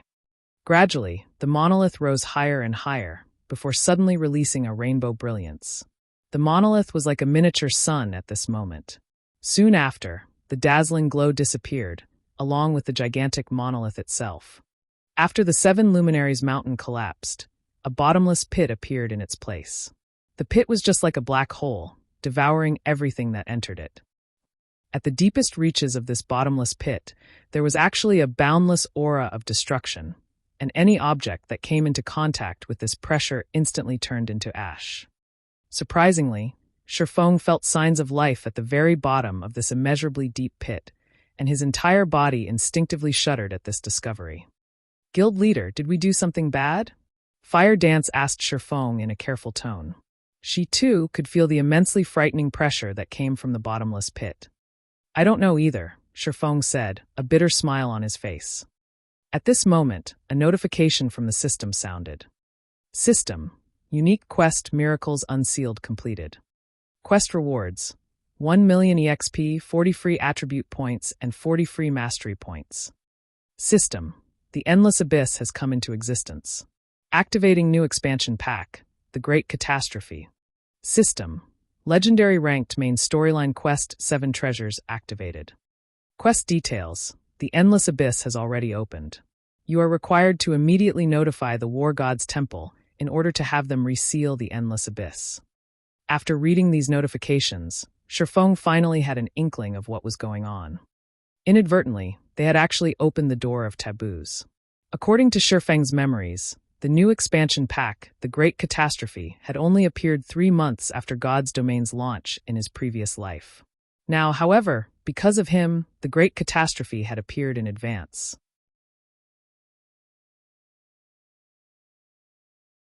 Chapter 279, Quality over Quantity. When Aqua Rose and Fire Dance read the notifications they received, both of them were immediately sent into a daze. A legendary quest. Moreover, it was a main storyline quest, a quest that was capable of changing the history of God's domain. The reward for such a quest would definitely be luxuriant. According to rumors, the minimum reward for completing an epic quest was an epic-ranked item, or an item of equivalent value. In other words, if they completed a legendary quest, then the minimum reward they could obtain would be a legendary ranked item. They had never even seen an epic ranked item before, much less a legendary ranked item. It could definitely become the symbol of the guild. However, when the two of them thought about how they were required to seal this endless abyss, they sank into deep despair. The return scrolls are usable now. Let's leave this place then. Shifeng's memories of the new expansion pack, the Great Catastrophe, were still fresh in his mind. After the Great Catastrophe occurred, the monsters throughout God's domain started becoming restless. Towns, especially, would randomly come under attack from demonic beasts, resulting in chaos. According to Shifeng's memories, some of the weaker border towns had even been conquered by the demonic beasts, turning those into demonic beast towns. Among the biggest changes made to the game were to the knights in God's domain. After the new pack was implemented, the number of monsters that would appear during nighttime was much higher than before. Moreover, monsters corrupted by the endless abyss would also appear. These corrupted monsters would all be transformed into demonic beasts, and even the weakest of demonic beasts were Tier 1 monsters. Which was to say, if players had still not received their promotion into a Tier 1 class, it would be tremendously difficult for them to fight against these monsters. Instead of being the ones doing the killing, players would have a much higher chance of getting killed by these demonic beasts. Hence, after the new expansion pack, players would find it very difficult to grind and level up during nighttime. In contrast to the shock Aqua Rose and Fire Dance felt, the revelation of the new pack caused a sensation throughout the entire Starmoon Kingdom. Players could not help but feel excited after finding out about the Great Catastrophe expansion pack. The official developers of the game had already revealed information about this new expansion pack. In the future, demonic beasts would randomly launch assaults on towns, and in response to such attacks, towns would issue defense quests to players. As long as players managed to defend the town, they would receive bountiful rewards. Of these rewards, there would even be secret silver ranked items and many more valuable items. In addition, players would also receive city reputation from completing the defense quest. These defense quests would undeniably allow average players to quickly improve themselves, hence the excitement of many of the average players over the arrival of this new expansion pack. Meanwhile, the atmosphere in White River City had also suddenly cooled down, as many players had chosen to head out to the towns instead. They intended to grind for some levels while they awaited for a demonic beast assault to occur. If luck would have it, they might even happen upon a demonic beast assault, making a huge profit from completing the resultant defense quest. Guild leader, should we arrange for a few members to head towards various towns and keep an eye out for a demonic beast assault? Aqua Rose suggested, her brows wrinkled slightly when she looked at the deserted streets of White River City. The other guilds were currently busying themselves with raiding the 3 great dungeons. They definitely would not have the time to pay attention to these demonic beast assaults. Hence, this was a good chance for Zero Wing to shine. Let's not participate in the demonic beast assaults. Focus on leveling up. Level 20 is the time when our guild will shine. Shifeng shook his head, a knowing smile on his face. In the past, Shifeng had experienced many assaults launched by demonic beasts. Hence, he knew very well how difficult it was to actually receive the reward of a defense quest. The reason being, even the weakest demonic beast was a Tier 1 monster. They would all be level 30 or above. Shifeng had even once encountered a Tier 3 demonic beast during an assault. If they were to try and defend a town right now, it would simply be suicide. Naturally, Shifeng would not let the members of his guild die a pointless death. One could say that towns were extremely dangerous locations right now. If players were to truly meet with a demonic beast assault, then it was not luck but fate. Currently, the safest places in God's domain were cities, since there would be high-tier NPCs guarding them. Take White River City, for example. There were 3 Tier 4 NPCs guarding it, so demonic beasts would not dare to casually approach the city itself. If we don't participate and make some achievements, many more of the remaining members might choose to withdraw from the guild. Aqua Rose could not understand what was going through Shifeng's mind. Before, they had given up on competing over the 3 great dungeons. Now, they were also going to give up such a good chance to earn precious equipment and reputation. Just what were they supposed to do? Let them leave, then. Our guild is only capable of handling 3,000 members right now, and we are still well above that number. It would be even better if they do leave. Shifeng smiled without care. What Shifeng was trying to pursue was quality, not quantity. God's domain was a game, and the resources available to players were limited. Meanwhile, the more members they had in the guild, the more resources the guild needed to spend. However, if the resources available in the guild only amounted to so much, having more members in the guild would mean that each member would receive less resources. As a result, their development speed would also fall. In the past, Shadow had conducted a mass recruitment of players, recruiting all kinds of players into the guild. In the end, the guild had bitten off more than it could chew, causing its development to slow to a crawl.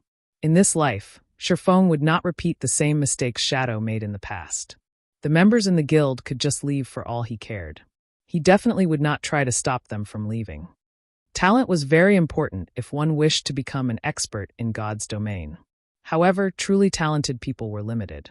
In the past, a majority of the experts in God's domain had participated in one battle after another, gradually learning and accumulating the experience needed to become an expert, instead of relying on talent.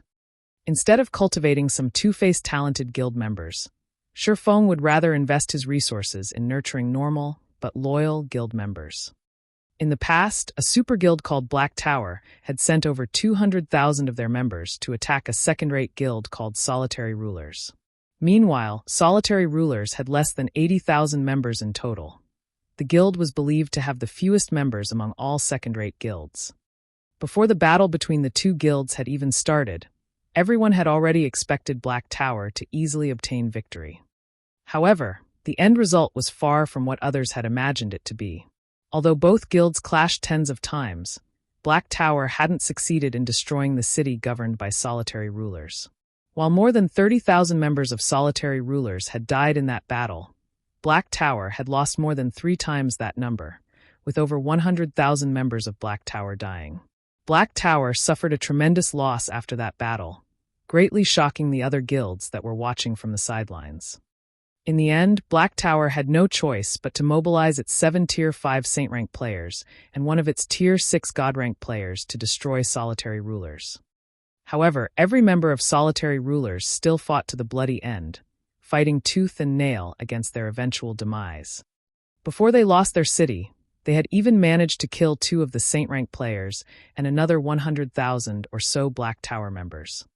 In the subsequent clashes between the two guilds, Solitary Rulers had suffered one defeat after another. After all, the Tier 6 God rank expert and 7 Tier 5 Saint rank experts were simply too powerful.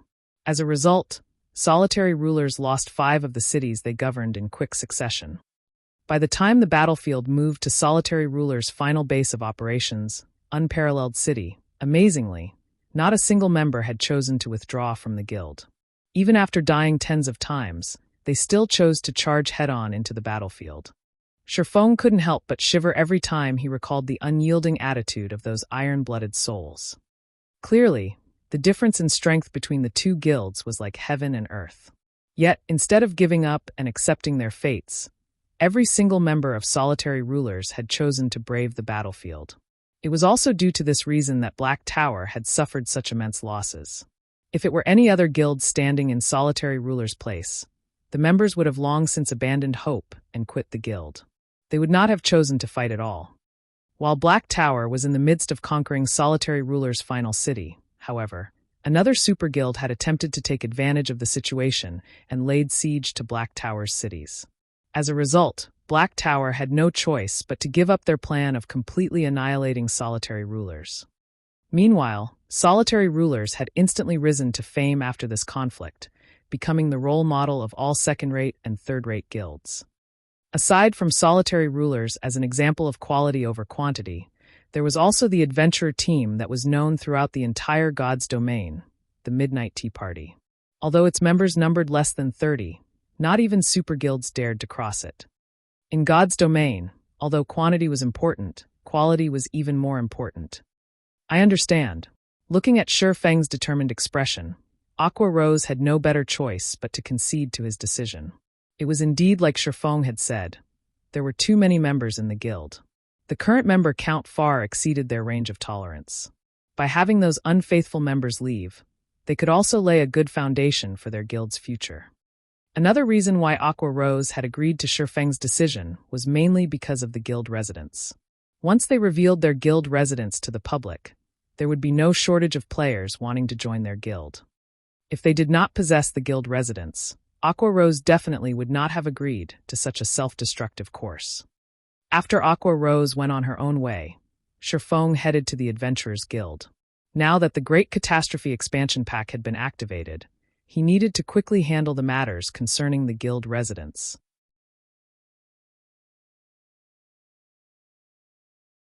Chapter 280, Zero Wing Residents. Currently, the interior of the Adventurers Association of White River City was filled with players coming and going. Most of these players were here to accept or hand in their daily quests. However, there were insufficient NPCs to cater to the large number of players. As a result, these players usually needed to wait in the lounge for a period of time before they could accept or turn in their quests. Having nothing better to do inside the lounge, some guild players started ordering alcohol and holding a discussion among themselves. Zero Wing is getting worse by the day.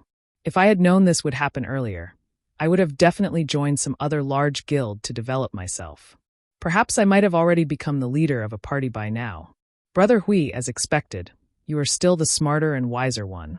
You joined Dark Star from the very start, and now, you've already become the vice leader of a 15-man team.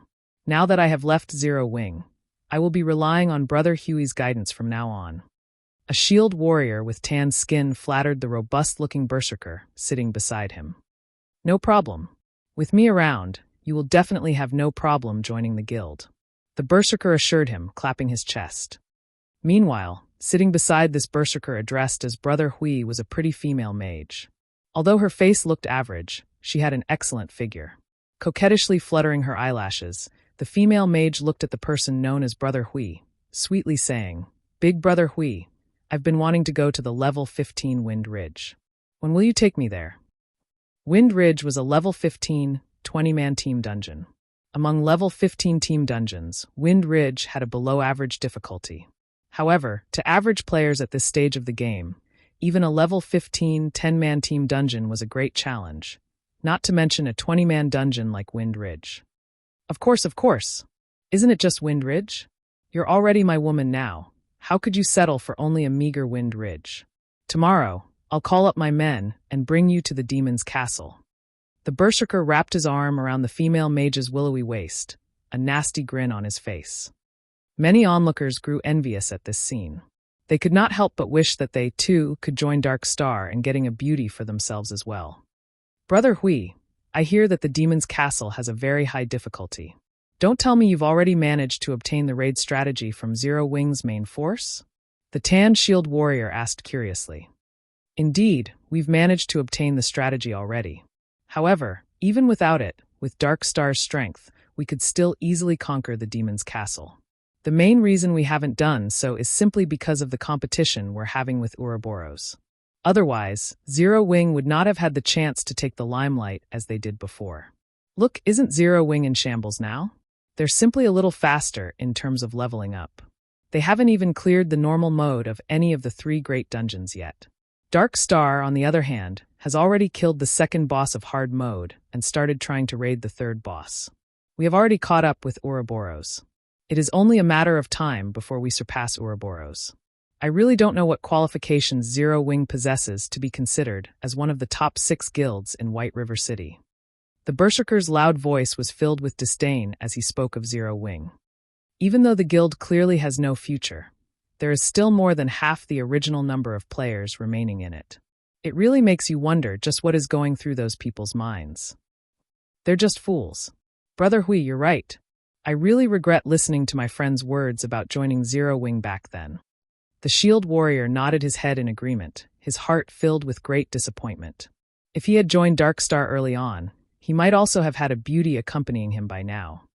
Meanwhile, seated near this trio, Shifeng was currently quietly browsing through information on the official forums.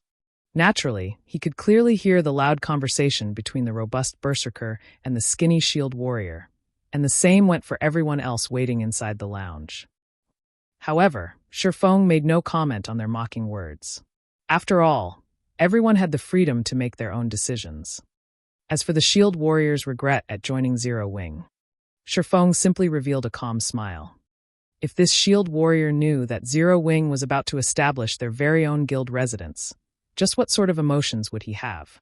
At that time, even the words earth-shattering would not be enough to describe the amount of shock he would feel. However, Shifeng really could not be blamed for this. Soon after, Shifeng headed to the counter and dealt with all the necessary procedures. After he turned his private territory into a guild residence, he also spent 3,000 gold to build an advanced guild hall in place of the Purple Sun Mansion. The advanced guild hall could fit up to 3,000 people. As for the other facilities of the guild residence, those would only be obtainable from large-scale team dungeons that were level 25 or above. Some time was needed before the construction of the advanced guild hall could be completed. After Shifeng completed all the necessary procedures, his remaining task was to head to the War God's temple and report the matter of the Endless Abyss. Just as Shifeng was about to leave the Adventurers Association, the system notification sounded. Moreover, this wasn't just any normal notification. Instead, it was a notification sent to the entire Starmoon Kingdom. Starmoon Kingdom System Announcement. Congratulations to Zero Wing for becoming the first guild in Starmoon Kingdom to establish a guild residence. Rewarding 10,000 guild reputation, 10,000 guild popularity, and 10 gold coins to the guild. I spent 3,000 gold, yet only got 10 gold in return. The system sure is tight-fisted. Shifeng laughed. However, Shifeng did not concern himself with such an amount of gold. The reason being, in these past few days, the Starstreak trading firm was already making a daily profit of over 1,700 gold. It was all thanks to the popularity it gained from selling the Arclight shield, as well as the basic mana armor kits. During this period of time, the forging genius Cream Cocoa had also been continuously producing gemstone buckles, advanced whetstones, and many more forging products. Moreover, the number of forging players Melancholic Smile recruited was also rising. Not only did the combination of these new forgers and the various forging designs provided by Zero Wing increase the number of products sold by the Starstreak trading firm, it also expanded the company's product selection. As a result, the daily profits of the Starstreak trading firm continuously rose. Currently, the Starstreak trading firm already controlled over half of the market for forging products in White River City. Moreover, such a situation wasn't limited to just White River City. It extended to the 7 surrounding cities. Hence, Shifeng was not lacking in money at all. Compared to having spent 3,000 gold coins, Shifeng was more interested in the 10,000 guild popularity points. This was a feature that would only become available to a guild after it established a guild residence. The higher the guild popularity, the more famous a guild would become among NPCs. With 10,000 guild popularity, Zero Wing could be considered relatively famous among the NPC populace.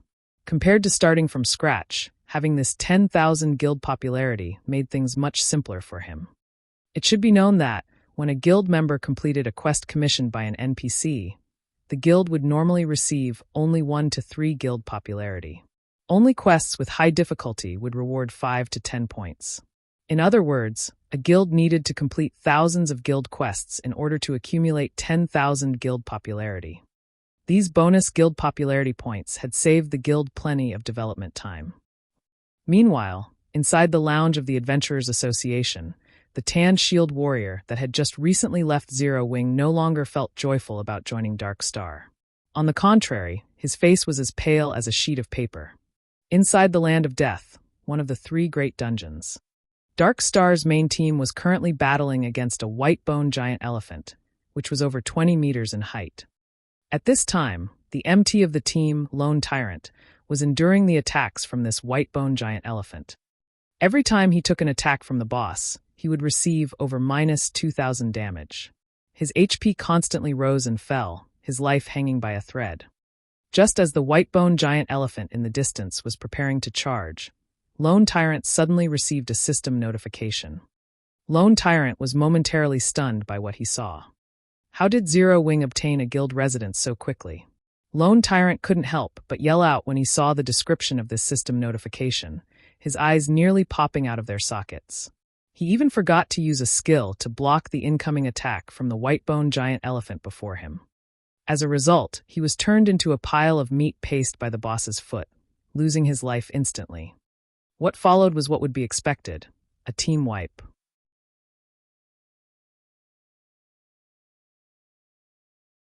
Chapter 281, A Guild's Most Powerful Weapon. Tens of players were currently lining up outside a large and peaceful tomb. Everyone in this team of players was level 17 or above, and all of their equipment were at least mysterious iron rank with a few pieces of secret silver equipment mixed in. Most of the equipment the leading MT of this team had were of secret silver rank, and the crescent-shaped shield he carried was even of fine gold rank. Meanwhile, all of these well-equipped players were looking reverently at the peerless beauty standing before them. Looking out through the gaps of her silver-white helmet, her black, crystalline eyes shone with both intelligence and wisdom. Her hair, which was a midnight black, hung down to her waist, gently brushing against the silver-white armor she wore. Resting her hand on the hilt of a dark blue greatsword glowing dark blue, she exuded the indomitable aura of a goddess of war as she silently stood there. This peerless war goddess was none other than the snow goddess of Ouroboros, Gentle Snow. After undergoing the baptism of the 3 great dungeons, Gentle Snow was even more dazzling than before. She was like a rough stone that had been polished, instantly revealing the sparkle of an icy-cold sapphire.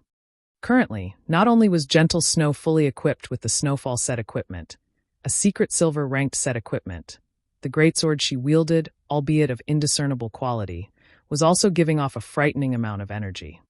The Snowfall set equipment could only be obtained from the hard mode of the 3 great dungeons. As for the blue sky greatsword Gentle Snow wielded, she had obtained it after killing a great lord that served as a protector of a ruined temple. If Shifeng saw this two-handed greatsword, he would definitely be shocked. The reason being, this greatsword was similar to the Abyssal Blade, since it too was a magic weapon. Furthermore, it was also one of the 36 famed swords of God's domain, Blue Sky. Just as Gentle Snow's team was about to raid the 4th boss of the Land of Death, the Whitebone General Jera, Gentle Snow suddenly received a system notification, and a hint of astonishment flashed through her eyes when she read its contents. How can he be so fast? Gentle Snow knew exactly how difficult it was to obtain a guild residence. Even though she had a powerful guild like Ouroboros, the number 1 guild in White River City, backing her, the reputation she had collected was still far from enough to allow her to become a baroness of White River City. Yet, Zero Wing was still a step ahead of her. Gentle Snow's lips suddenly curled into a faint smile as she muttered, "It seems I need to congratulate him." In White River City, Ouroboros and Zero Wing were actually allies, although this matter was not known to the public. If people did find out, however, they would definitely be greatly shocked. After all, who would ever imagine that White River City's number 1 guild would actually be willing to form an alliance with Zero Wing, a guild that was declining by the day? However, Gentle Snow had indeed done such a thing. Although Ouroboros was the number 1 guild in White River City, they were still far from being considered an unshakable existence. Just the fact that Dark Star was close to surpassing them showed how vulnerable Ouroboros was. Moreover, Dark Star also had some hidden connections with world dominators, which was also a first-rate guild like Ouroboros. If these 2 powerful guilds joined hands to wage war against Ouroboros, then Ouroboros would definitely suffer a huge loss. Hence, Ouroboros itself needed allies. Setting aside Dark Star and world dominators, there were still 3 others among the top 6 guilds in White River City. Of the 3, the most powerful would be Emperor's Light, a first-rate guild, while coming in second would be the Assassin's Alliance, a second-rate guild. As for Zero Wing, they were considered the weakest of the top 6 guilds in White River City. Yet in defiance of all logic, Gentle Snow had chosen to ally herself with the recently established Zero Wing, out of these 3 guilds. The reason for her decision was her optimism for Zero Wing. Setting aside the mysterious, elusive, and heaven-defyingly powerful Yi Feng, just the fact that Zero Wing had Black Flame in its midst had already solidified Gentle Snow's conviction. Not only was Black Flame the publicly acknowledged chief forger of Starmoon Kingdom, his personal combat strength was also frighteningly great. In addition, he had a mysterious organization supporting him from behind the scenes, not to mention a deep connection with the Starstreak trading firm. Black Flame's shocking financial power put even Gentle Snow herself to shame. Although she could not make head or tail of the connection between Yifeng and Black Flame, she knew for a fact that both of them possessed immeasurable strength. Yet, despite being so powerful, neither of them chose to reveal that strength to the public, and such an action greatly confused Gentle Snow. Just the thought of the two of them working together had sent chills down Gentle Snow's spine. As if to put icing on the cake, the person named Aqua Rose had also appeared in Zero Wing out of nowhere. Aqua Rose used to be an honorary elder of Twilight Echo. Although her fame was less than Gentle Snow's, that was only because Gentle Snow had appeared in many advertisements before, raising her profile in the public eye. Gentle Snow had never personally fought against Aqua Rose. However, based on the video recordings of Aqua Rose's battles, in terms of combat techniques, should they ever have a fight between themselves, Gentle Snow felt she only had a 50% chance of emerging victorious. In any case, just the presence of these three powerhouses in Zero Wing made it worthwhile for Gentle Snow to ally herself with them. Not to mention, Zero Wing still had many other experts within their ranks. Their true strength and potential were simply unfathomable.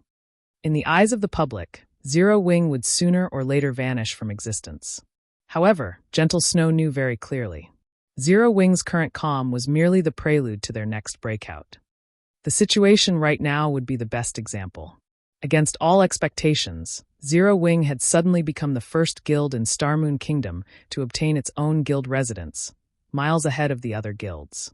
Within moments, Zero Wing had become the focal point of all players throughout Starmoon Kingdom. Shortly after the appearance of the system notification, Zero Wing's recruitment point was overrun by a stampede of players. Although Aqua Rose had long since prepared for such a reaction, the sea of players desperately trying to join the guild still left her breathless. Meanwhile, the players who had previously withdrawn from Zero Wing presently had regret filling up their intestines.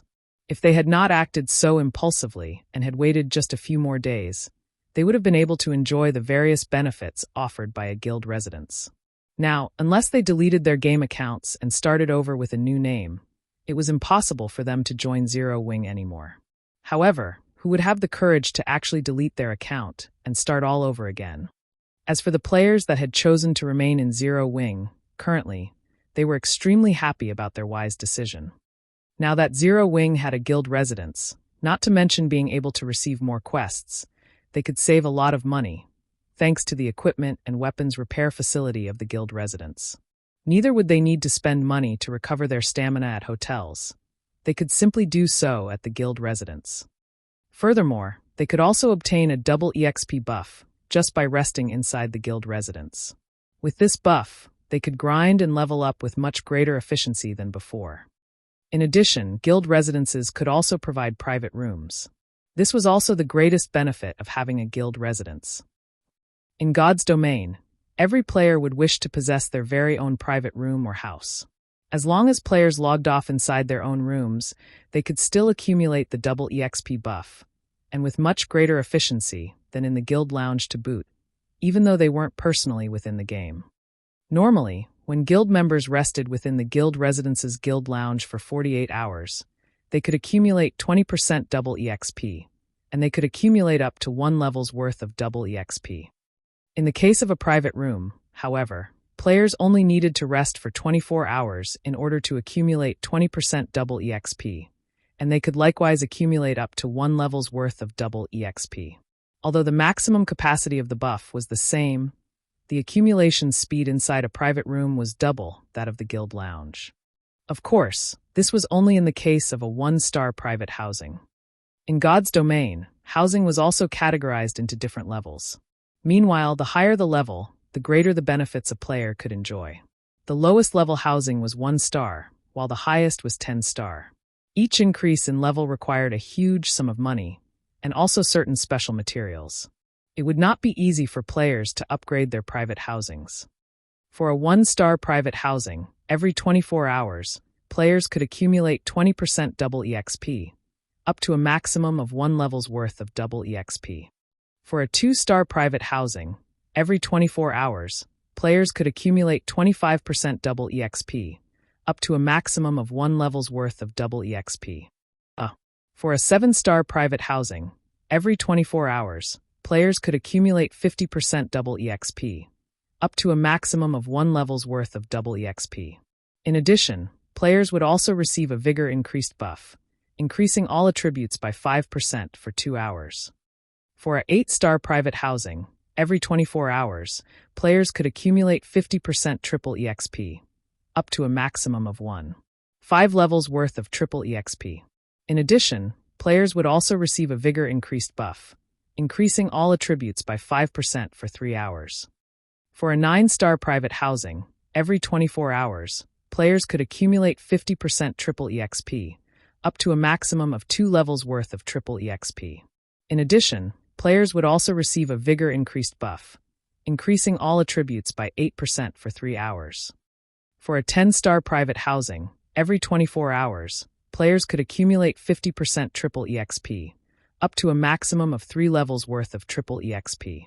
In addition, players would also receive a Vigor increased buff, increasing all attributes by 10% for 4 hours. However, it was simply too difficult for players to obtain their own houses in White River City.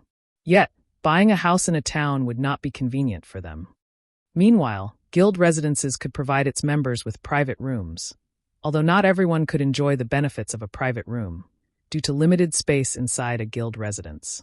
Normally, these private rooms would be given to members who contributed greatly to the guild and also the upper management of the guild. If there were any additional private rooms, guild members could also rent them using the contribution points they accumulated from raiding dungeons and doing quests.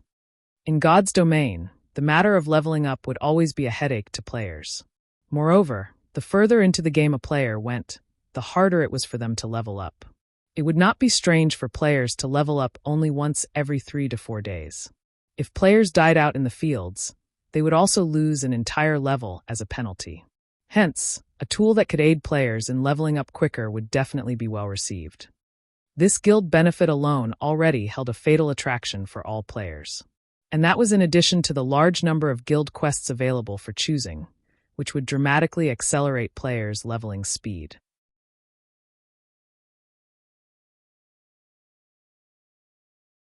Chapter 282 Dark Wind. The War God's Temple, an organization that was founded shortly after the Great Destruction, had been in existence for thousands of years now, protecting the human race from invasions by foreign races. Now that the Endless Abyss had been opened, the humans of God's domain would have to rely on the War God's Temple to deal with the invasion of demonic beasts. It was no longer a situation that could be handled by any single country. Aside from being the protector of the human race, the War God's Temple was also a location for players to learn advanced skills. Meanwhile, players only needed to complete the quests they received at the War God's Temple in order to do so. Shortly after Shurfong arrived at the War God's Temple, he reported the Endless Abyss to the Knight Captain on duty. The War God's Temple was considered one of the most powerful forces in God's domain. Just a normal knight here was already a level 180 Tier 2 NPC. As for the Knight Captain, he was a level 200 Tier 3 NPC. The Knight Captain revealed an anxious expression after hearing Shurfeng's report. "Your Excellency Black Flame, this matter is of utmost importance. However, as I'll need to immediately send out warnings to all cities throughout the kingdom and also muster troops to the front lines, I'll have to trouble you to head to the War God's Temple in the capital city and report this matter to Lord Eucharis and seek his aid." The Knight Captain passed a gold token to Shurfong, then promptly headed out of the temple, not giving Shurfong any chance to even refuse. Shurfong was left speechless by the Knight Captain's words. Fortunately, he only needed to head to the capital city and look for the person named Eucharis, an easy task to accomplish. Following which, Shurfong left the War God's Temple and hurried over to White River City's teleportation hall. Just as Shurfong was about to enter the teleportation hall, however, 6 robust-looking players stood in front of the stone staircase, completely blocking the entryway. These 6 players were all level 18. Such a level could definitely be ranked at the very top of White River City. Moreover, the equipment these players wore were of excellent quality, majority of which were of secret silver rank. Meanwhile, the solemn-looking middle-aged man, who looked like the leader of this party of players, had the best equipment out of these 6 players. He was actually fully equipped with secret silver equipment. His gaze was like a sharp blade, and his entire body exuded such an icy cold aura that other players unconsciously detoured as they walked past him. Although Shifeng had never fought against these 6 players before, he could clearly tell that they were very strong. There were very few parties of their caliber in White River City. Meanwhile, pinned to the chests of these players were black 6-pointed stars. This black star was none other than Dark Star's guild emblem. "What can I do for you?" Shifeng asked. "You're Black Flame, right? I am Ming Sha of Underworld. I am here to give you a piece of good news," the middle-aged man said in a condescending tone. Although Black Flame had been titled as the chief forger of Starmoon Kingdom, in Ming Sha's eyes, he was merely a clown prancing on the stage. Whether it was in reality or in God's domain, only strength truly mattered. A forger that only knew how to stay hidden inside a room was nothing more than a tool for strong players like them. If not for the matter of the guild residents astonishing the upper echelons of Underworld, Ming Sha would not even be here, trying to make contact with Black Flame. Instead of Black Flame, the person Ming Sha was interested in was Yifeng, the player widely acclaimed a god-ranked swordsman. Ming Sha really wished to meet him. Moreover, young Master Feng had also given orders to get rid of that Yifeng and obtain the epic-ranked item in Shifeng's hands. Unfortunately, Yifeng proved simply too elusive. No matter how many men Ming Sha had sent out, they still could not find a trace of that Yifeng. Ming Sha was very disappointed by such a result, as he never imagined that Yifeng would be such a coward, not having the courage to even come out and fight. "Good news? Then why do I feel that you guys are coming with bad intentions in hand?" Shifeng revealed an indifferent smile as he sent a glance at the other 5 menacing players. "Master Black Flame, it is our fault for behaving too rashly. However, we truly do have great news for you. Only, I hope that you can take a trip with us. After all, this place isn't exactly suitable for discussions of such an important matter." At this moment, another person walked up from behind the 6 players. This person was similarly a middle-aged man. Currently, this man had a wide smile on his honest-looking face. When Shifeng used observing eyes on this man, he discovered that this man was actually called South Wolf. Immediately, Shifeng came to a realization. The road for enemies truly is narrow. Shifeng inwardly chuckled. South Wolf was none other than the person that tried to threaten Shifeng into surrendering his ice-blue devil flame. After being rejected, South Wolf had even declared that he would take action against Shifeng. Originally, Shifeng had intended to take a look at just how powerful the organization known as Underworld was. Unfortunately, this matter had been quelled by gentle snow. Shifeng never thought he would meet this fellow once again today. "What if I don't want to go?" Shifeng asked. "We have long since thought of this point. Hence I asked Brother Ming Sha and his friends to come and personally invite Master Black Flame over," South Wolf said with a hypocritical smile, sending a glance at the 6 Underworld guards beside him. "All right then, since you guys are being so sincere." Shifeng nodded. South Wolf had obviously already familiarized himself with the rules of White River City. Although the rules stated that battles were not allowed within the city limits, that was on the premise that actual damage was caused. There would be no problems if they simply dragged him away. Of course, Shifeng's strength attribute was extremely high. South Wolf's group had absolutely no chance of abducting him. Just recently, he had obtained 40 free attribute points as a reward for releasing the Forgotten Lands. Although Shifeng had added 30 of those points into intelligence, in order to equip the Heavenly Dragon's Breath even a little earlier, he had placed the remaining 10 into strength. Aside from that, due to the Abyssal Blade's attributes, Shifeng obtained 2 additional free attribute points every time he leveled up. When coupling those with the strength provided by his other equipment, Shifeng's strength attribute had long since broken through the 170-point threshold. In terms of the strength attribute, very few players throughout God's domain could be a match for him. However, it seemed that someone from the mysterious upper echelon of Underworld wanted to meet him, and Shifeng was curious enough to agree. "Let us go then," South Wolf said as he led the way. A short while later, Shifeng and the others arrived inside a high-class bar. Very few average players could be seen inside this bar, as most could not afford this luxurious place. "Master Black Flame, please come in. Young Master Feng has been waiting for you for a long time now." South Wolf pushed apart the doors to a private room, hinting that Shifeng should enter. Upon entering the private room, Shifeng immediately discovered an imposing yet charming youth sitting inside. This youth was also accompanied by 2 beautiful female companions at his sides. These two beauties were not players but NPCs. Just like how Anna was working as Shifeng's assistant at the Starstreak trading firm, these beauties were clearly servants of this young man. This sight was far more shocking than if he had two attractive female players accompanying him. At this stage of the game, having the ability to possess two NPC servants showed that this youth before him was definitely out of the ordinary. "You are in the upper echelon of Underworld?" Shifeng asked. "That's right. This one here is known as Feng Xianyang, the vice leader of Underworld's Starmoon Kingdom Eastern Branch. Of course, you can also call me by my character name, Dark Wind." Feng Xianyang introduced himself. "I wonder, what business does Vice Leader Feng have with me?" Shifeng asked. Judging from Feng Xianyang's tone, Shifeng had already made a rough guess as to Underworld's strength. Although he had long since deduced that Underworld had a great deal of power and that their influence covered more than just a single kingdom, Shifeng still could not help but feel shocked after having his conclusions confirmed. It was no wonder even that gentle Snow was wary of them. Starmoon Kingdom could be categorized into 5 separate regions: North, South, East, West, and Center. White River City was located in the east side. Meanwhile, Feng Xianyang was in charge of managing the affairs of Underworld's Starmoon Kingdom Eastern Branch. The authority he wielded was definitely great. "I heard that Master Black Flame is the founder of Zero Wing. You have even managed to elevate Zero Wing to its current position. We at Underworld feel very optimistic about Zero Wing's future. Hence we wish to invest in some shares." Feng Xianyang then pointed towards Ming Sha, who was currently standing by the door, saying, "You've already seen for yourself the strength of Underworld. Because of us, even the previously insignificant third-rate guild Dark Star has instantly become a powerhouse in White River City. If Master Black Flame is willing, Underworld can similarly make Zero Wing grow rapidly. Not only could you become the overlord of White River City, you could even become the #1 guild in the entire eastern region of Starmoon Kingdom. I wonder if Master Black Flame might be interested?"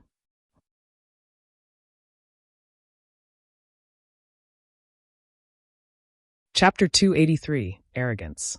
Feng Xianyang's words dripped with temptation.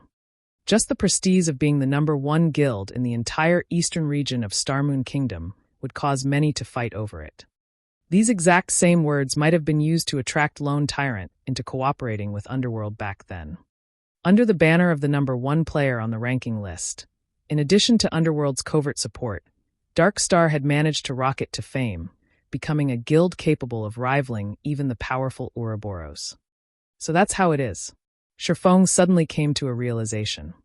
He finally understood why Dark Star could become so amazing, just like that, with experts appearing in the guild out of nowhere. Its abrupt rise was all because of Underworld helping it in secret. However, now that Zero Wing had established a guild residence, Underworld couldn't help but reconsider its original plans, hence its interest in investing in Zero Wing.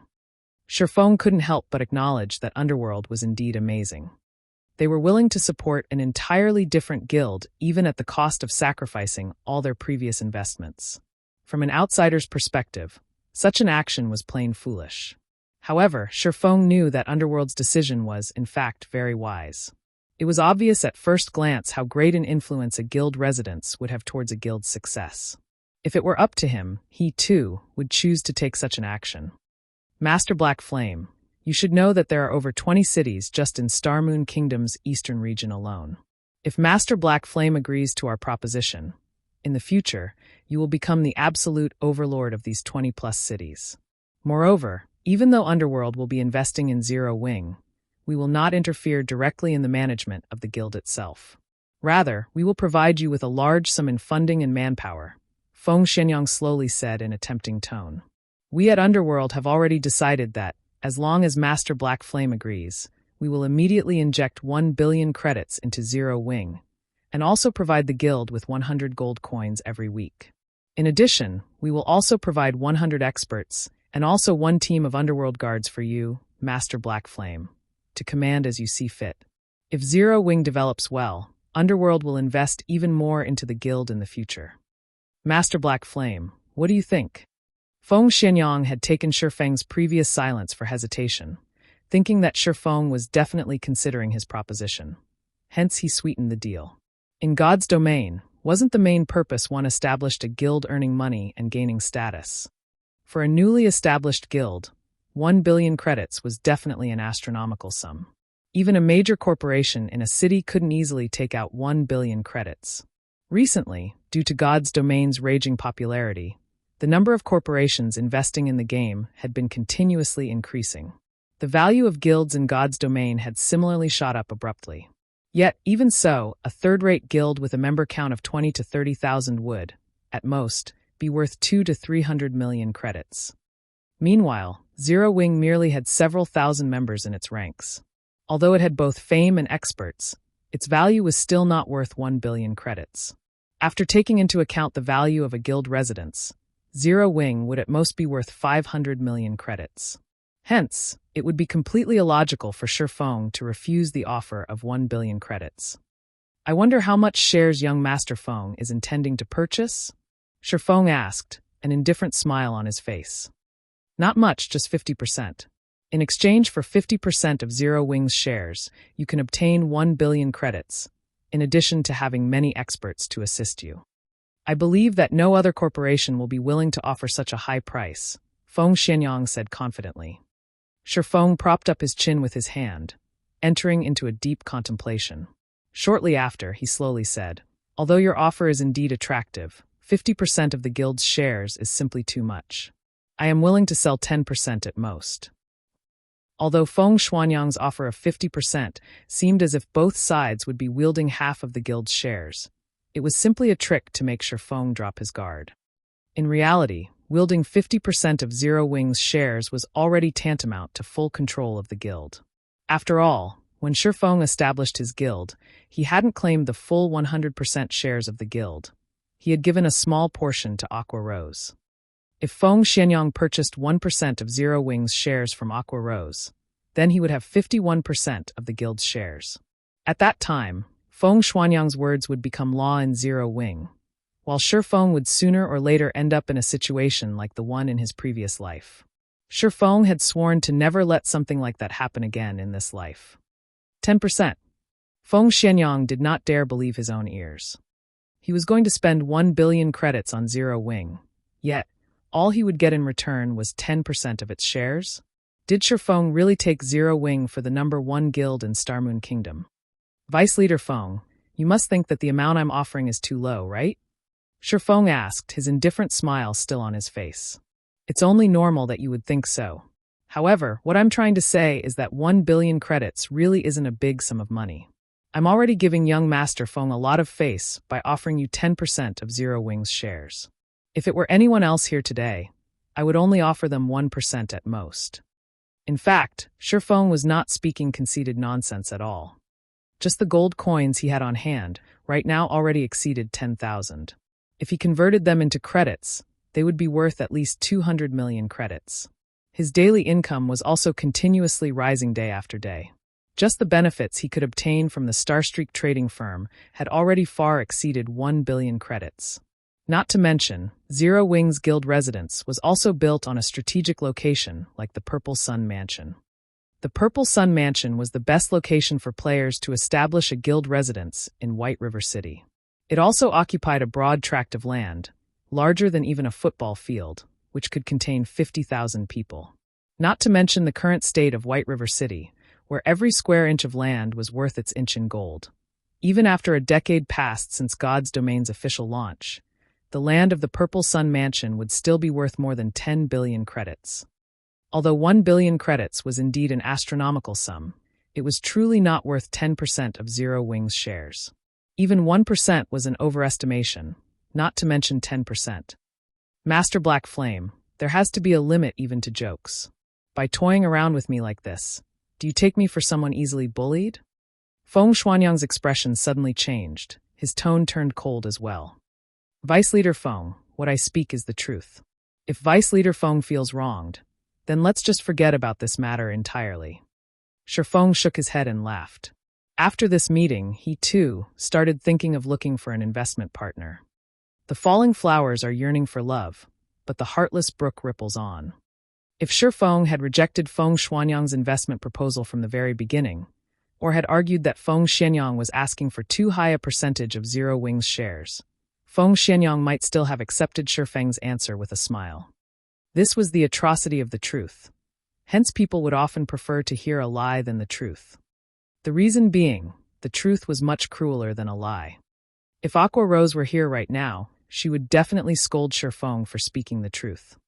Soon after, Shifeng departed from the private room, leaving behind a thoroughly incensed Feng Xianyang.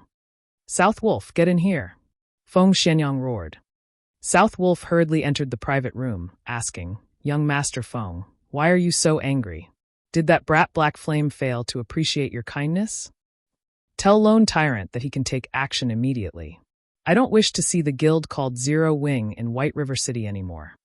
Feng Xianyang no longer had his elegant appearance from before. Instead, he revealed his sinister nature, saying, "Since he isn't willing to cooperate with Underworld, then we will just remove him, one way or another. White River City does not need a guild that Underworld cannot control." "Yes, I'll notify Lone Tyrant immediately," South Wolf said with excitement as he licked his lips. After Shifeng departed from the high-class bar, he immediately headed towards the teleportation hall. Spending 32 silver coins, he quickly arrived at Starmoon City, Starmoon Kingdom's most affluent city. Compared to White River City, the competition at Starmoon City was much more intense. Just the number of first-rate guilds present in the city already surpassed 5.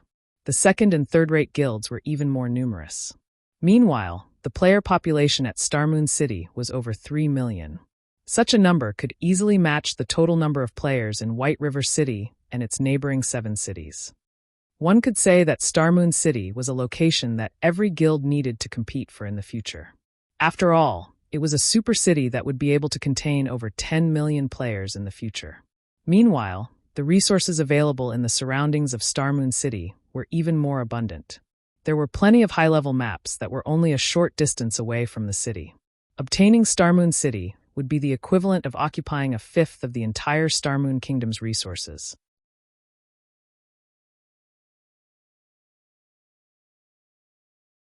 Chapter 284, Ghost Raider. As the capital city of Starmoon Kingdom, beneath the flourishing appearance of Starmoon City were piles and piles of pearly white bones. The moment Shifeng arrived at the city, he could already sniff out the strong smell of blood. When Shifeng walked the bustling streets of Starmoon City, none of the players he saw belonged to small and unknown guilds. Instead, all the guild players he saw belonged to third-rate guilds or above. As for the unrated guilds, Shifeng could make a general guess as to where they had gone. They had definitely been completely annexed by these large guilds. Furthermore, the average level of players in Starmoon City was very high. In terms of equipment, the players of Starmoon City were also a notch higher than the players of White River City. Originally, it was a very rare sight to find average players possessing bronze equipment. At Starmoon City, however, it was not a rare sight at all. Shifeng had even seen some independent players who possessed equipment of mysterious iron rank and above. As for the players who wore a guild emblem on them, majority of their equipment were of mysterious iron rank. Some elite members of guilds were even fully geared with mysterious iron equipment. The standards of Starmoon City were clearly a lot higher than White River City's. However, if these players were to be compared to Shifeng, they would still be miles and miles behind. When Shifeng arrived in Starmoon City, he had removed his disguise of Black Flame. Instead, he had chosen to use his original appearance of Yifeng to move around the city. Hence, he did not choose to hide the equipment he had on him right now. Although Shifeng had already turned off the innate glowing effect that dark gold equipment possessed, he was unable to do anything about the originally dashing appearance of the item itself. There was also the 2 weapons at his waist, the Abyssal Blade and the Demon Bane, whose quality could not be discerned through sight alone. Overall, Shifeng's equipment had caused all the players who walked past him to cast sidelong glances at him. Shifeng was just like a famous celebrity as he strolled along the streets of Starmoon City. It was impossible for him to keep a low profile, even if he wanted to. However, Shifeng paid no attention to the stares he was receiving, focusing only on the task at hand. After arriving at Starmoon City, a new city, Shifeng first made a trip to the city's auction house by force of habit. He intended to gauge the market conditions of this entire city. As the capital city, Starmoon City was geographically located in the central region of Starmoon Kingdom. Hence, whether it was the northern, southern, western, or eastern region, all trade would pass through this place. In the past, during the peak of Starmoon Kingdom, Starmoon City controlled a full quarter of Starmoon Kingdom's trade volume. One could simply imagine how large the trade volume at Starmoon City was. If one could dominate Starmoon City, the daily profits one could rake in would be astronomical. In comparison, the Starstreak trading firm's daily profit of 1,600 to 1,700 gold coins was merely a trifling sum. With such a large trade volume available, it would be a lie to say that Shifeng did not have aspirations towards it. Unfortunately, Zero Wing had just recently set out on its journey. It would still be a long time before he could attempt to get a share of the pie known as Starmoon City. Today, Shifeng was simply here to lay the groundwork for his eventual entry into Starmoon City's market in the future. Starmoon City's auction house was also the largest auction house in Starmoon Kingdom. When players registered an item here, the item would also be available for the players in the surrounding tens of cities to purchase. It was much more amazing than the White River City auction house. Moreover, when players from another country wished to visit Starmoon Kingdom, or when players from the kingdom itself wished to head to another country, they would be required to make a transit through Starmoon City, as it was the capital city of the kingdom. This situation also led to players from other countries selling their wares at the Starmoon auction house. Hence, there was a very large variety of items available at the Starmoon auction house, and no other auction house in Starmoon Kingdom could ever dream of being its equal. This was also one of the reasons why many players would willingly come here to purchase or sell their items. The inside of the auction house was filled with a sea of players. After entering the building, Shifeng quickly looked for a quiet corner and sat down. He then called out the auction house interface, quietly browsing through its contents. "Brother Blade, look at that person's amazing equipment. Although my Eagle Eye's skill allows me to identify any weapon or equipment that is fine gold rank or below, when I tried identifying that person's stuff, many of them returned as unidentifiable." A skinny ranger said excitedly as he drooled at Shifeng's equipment. "What? Unidentifiable? Don't tell me he's using dark gold equipment? Imperial Thunder, did something go wrong with your skill? Let alone a player from an unknown guild, even the guild leaders of Ouroboros and the Star Alliance wouldn't be able to possess so many dark gold equipment," the robust-looking berserker named Lifeless Blade argued, laughing. "Brother Blade, you should know that this identification skill of mine is an advanced skill that I obtained only after completing a unique quest. When had it ever gone wrong before?" The ranger named Imperial Thunder replied earnestly. Lifeless Blade nodded, his expression turning serious. He then looked towards Shifeng, who currently sat on a stone chair, noticing that he was actually unfamiliar with this person. "Yifeng. He isn't an expert of Starmoon City. He should have come from some other city." After Lifeless Blade used an identification skill on Shifeng, he immediately knew that Shifeng was not a player belonging to Starmoon City. Lifeless Blade could be considered a somewhat famous person in Starmoon Kingdom. He had met many players before, and he had also met majority of the experts that could be found in the city. As for the experts he had yet to meet, he knew what they were called, at the very least. Even so, he had never heard of an expert called Yifeng before. And yet, I seem to recall hearing this name, Yifeng, from somewhere. Lifeless Blade drifted into deep thought. I recall seeing this name on the official forums before. I wonder if I can still find it now. Thinking so, Lifeless Blade opened the official forums and started searching for information relating to a player called Yifeng. At this moment, Imperial Thunder used eagle eyes on the guild emblem hanging on Shifeng's chest. Instantly, a shocked expression surfaced on his face. Yet, immediately after, that shock turned into great excitement. "Imperial Thunder, what happened to you?" Lifeless Blade asked curiously. It was his first time seeing Imperial Thunder produce such an expression. In the past, Imperial Thunder did not react with such intensity, even when he saw a Lord-ranked field boss. "Brother Blade, he's a member of Zero Wing," Imperial Thunder said excitedly. "Zero Wing? Why would they be here?" Lifeless Blade asked curiously. Nobody in Starmoon Kingdom had not heard of Zero Wing at this point.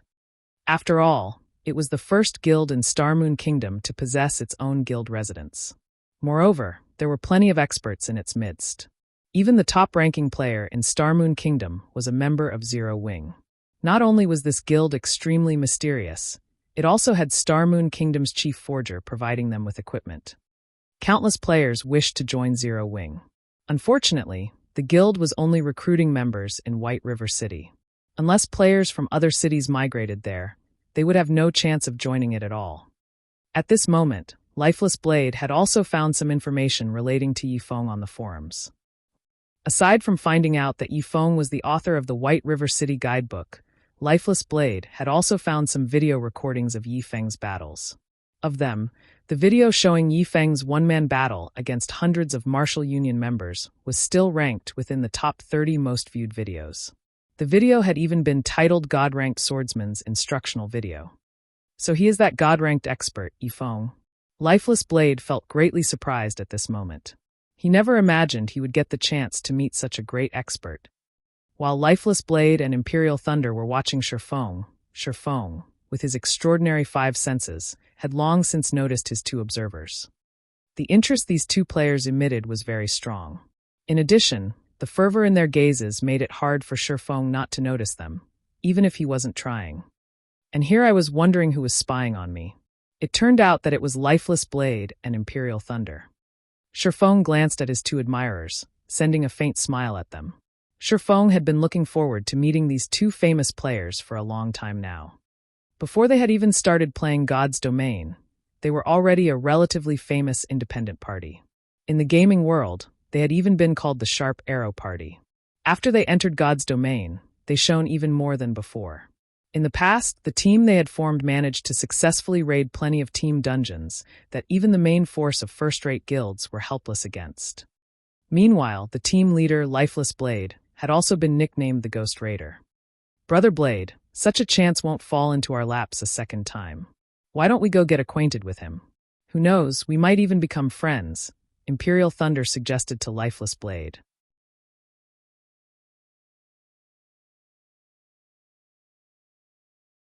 Chapter 285 Market Research. Imperial Thunder's suggestion sent Lifeless Blade into a light contemplation. Soon after, Lifeless Blade replied with a nod. As the saying went, another friend is another opportunity. If one wished to succeed in a game, an extensive network of friends was necessary.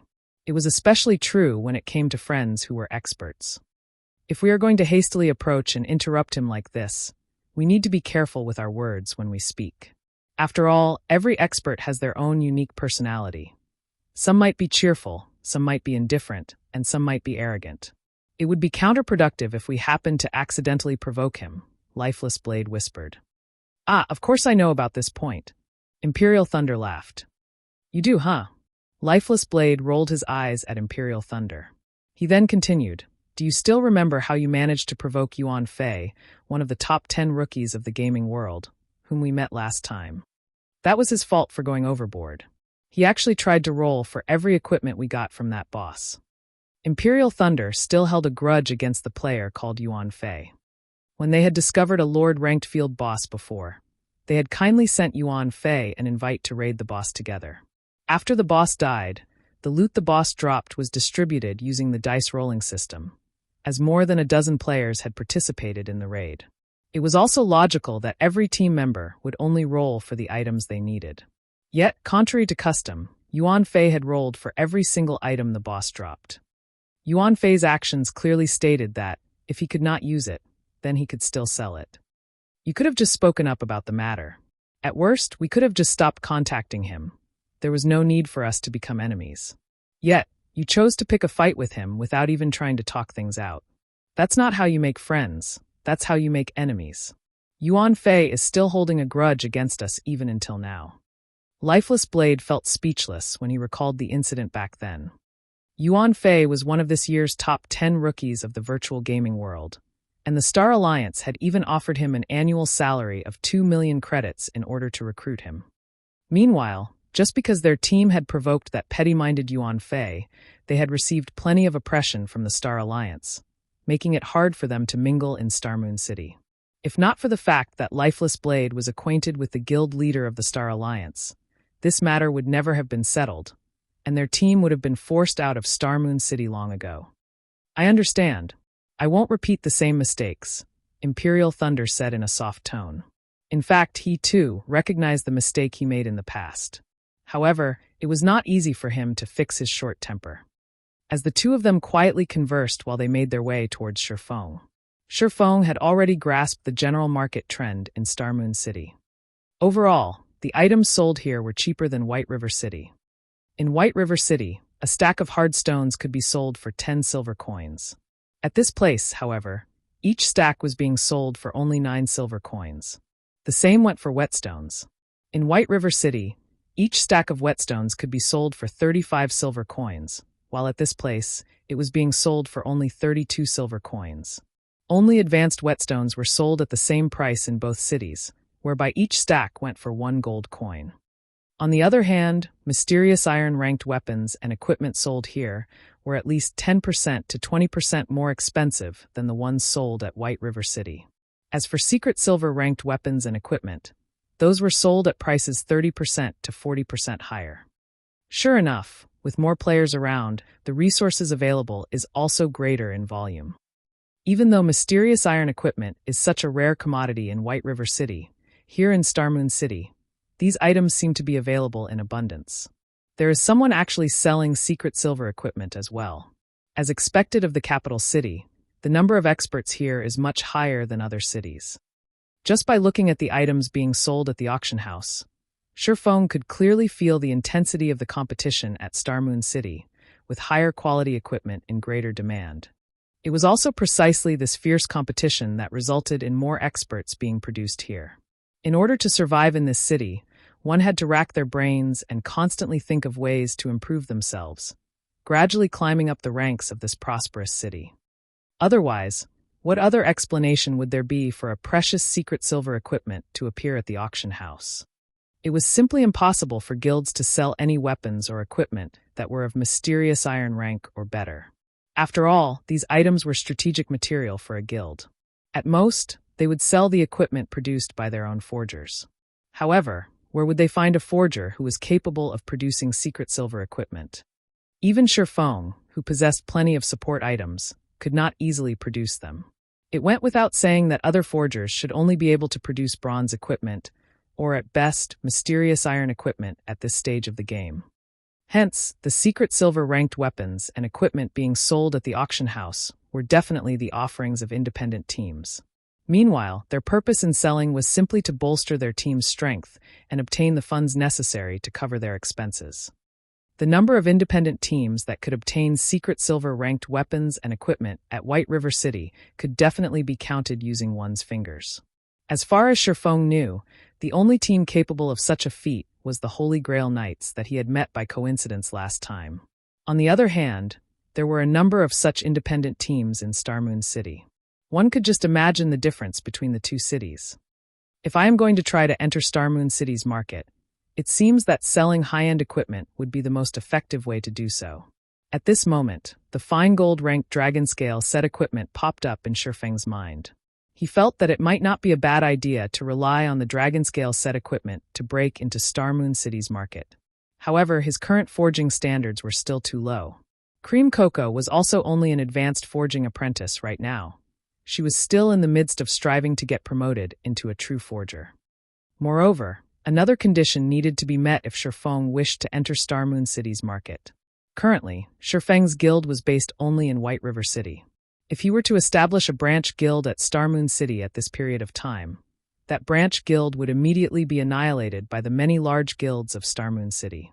Hence, what Shifeng needed right now to enter Starmoon City's market was a shop to do business with.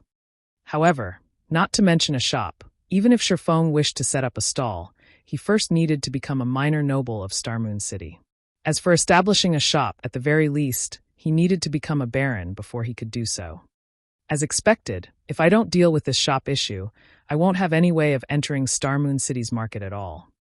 After all, the auction house's 15% processing fee was simply too expensive. More importantly, placing items at the auction house was something only independent teams or players would do. If one wished to have any sort of development and earn large sums of money and fame, a shop of their own was essential. Hello there, friend. I am called Lifeless Blade. Seeing that you have come to the auction house, I'm guessing that you are here to sell some equipment, right? I am somewhat well known in Starmoon City, and I have plenty of sales channels. If you wish to sell your equipment at a good price, and its attributes are good, I can lend you a hand with selling them, Lifeless Blade said as he walked over, a smile on his face. Selling equipment? Shifeng took a look at his own getup, discovering that the weapons and equipment he had on him were far better than what anyone else present inside the auction house had. From an observer's point of view, he definitely would not have any demands for the items sold at the auction house. In which case, the possibility of him coming to the auction house to sell some of his unwanted equipment was very high. After all, with so many good equipment on hand, there were bound to be some obsolete equipment that he needed to dispose of. Immediately, Shifeng shook his head, saying, "No, you misunderstand. I'm just here to take a look." "Sorry, it's my fault for misunderstanding," Lifeless Blade quickly said in embarrassment when he realized that he had acted too rashly. "In truth, I'm not trying to earn some middleman's fees. I'm just trying to make your acquaintance. This here is a brother of mine, Imperial Thunder." Imperial Thunder nodded in reply, his mind still slightly dazed, completely mesmerized by the elegant appearance of the Abyssal Blade and the Demon Bane when seen at such a close distance. Dark gold weapons. Even the guild leader of the Star Alliance, a first-rate guild, did not possess such powerful weapons. Imperial Thunder wondered just what kind of attributes such weapons could possess. Just how much did they surpass the secret silver weapon he wielded? Seeing his companion constantly staring at the weapons hanging at Shifeng's waist, the drool in Imperial Thunder's mouth nearly overflowing, Lifeless Blade immediately clapped Imperial Thunder's back. He then let out an awkward laugh as he said to Shifeng, "Please excuse him. He doesn't normally act this way." Shifeng had been playing God's Domain for many years now, and his eye for people was still quite accurate. Naturally, he could tell that the two players before him did not harbor any evil intentions in their hearts. They were really just trying to get acquainted with him. Furthermore, from the stories he'd heard about Lifeless Blade and Imperial Thunder in the past, he had quite a good grasp on the two's personalities. They were definitely not sinister, villainous people. Lifeless Blade was the calm and silent type. As for Imperial Thunder, although he was brash, he was a man of integrity. "No problem. I can tell that Brother Imperial is a straightforward man." Shifeng waved his hand, laughing. "Since Brother Blade wishes to become friends, it would be my honor to oblige." Lifeless Blade's eyes immediately glowed. He hadn't expected Shifeng to be so easy to get along with, having such an easygoing attitude. Hence, the two quickly started a conversation between themselves. When they touched on the topic of combat techniques, Shifeng thoroughly shocked Lifeless Blade with his words. Meanwhile, Lifeless Blade finally understood why the public would acclaim Shifeng a god-ranked expert. After conversing for more than half an hour, Shifeng managed to obtain a more detailed understanding of the situation at Starmoon City, thanks to Lifeless Blade. "I've gained plenty from this discussion of ours.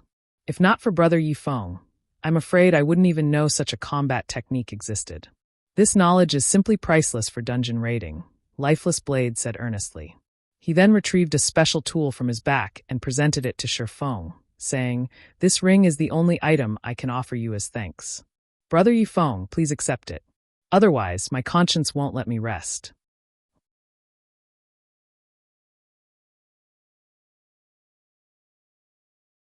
Chapter 286, The Eternal Throne.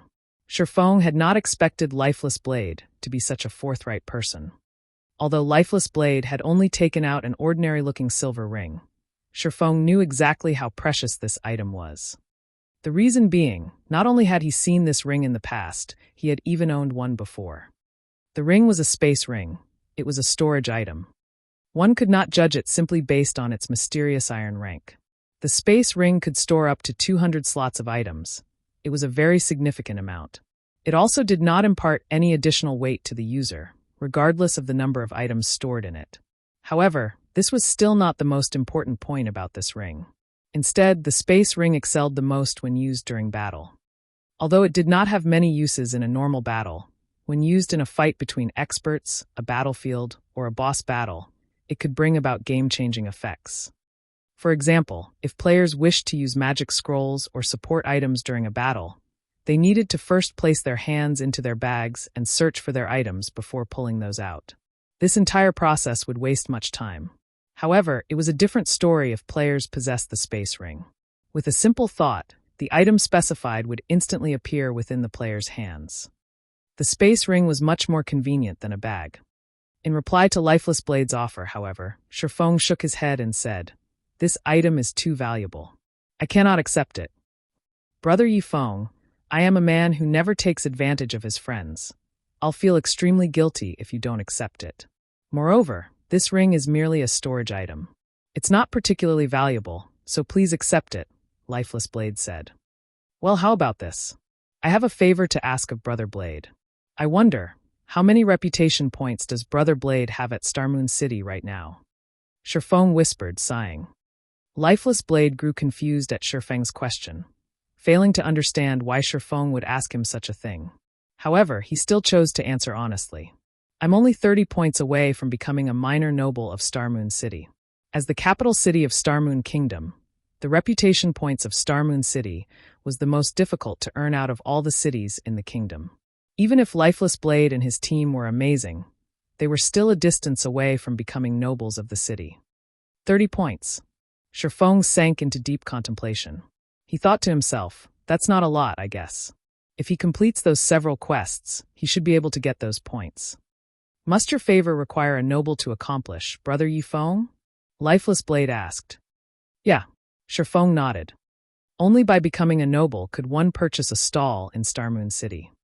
Also, exchanging of stalls could only be conducted between nobles of Starmoon City, in order to prevent players from taking advantage of any loopholes.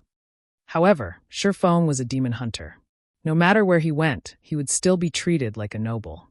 Hence, after Lifeless Blade purchased the stall, there would be no problems if he simply transferred ownership of the stall to Shifeng. In this way, Shifeng would have a stall in Starmoon City to officially sell his items. Originally, Shifeng had thought to complete a few quests in Starmoon City to increase his reputation here. However, it would not be easy to obtain 100 Starmoon City reputation points. He needed to invest plenty of time to do so.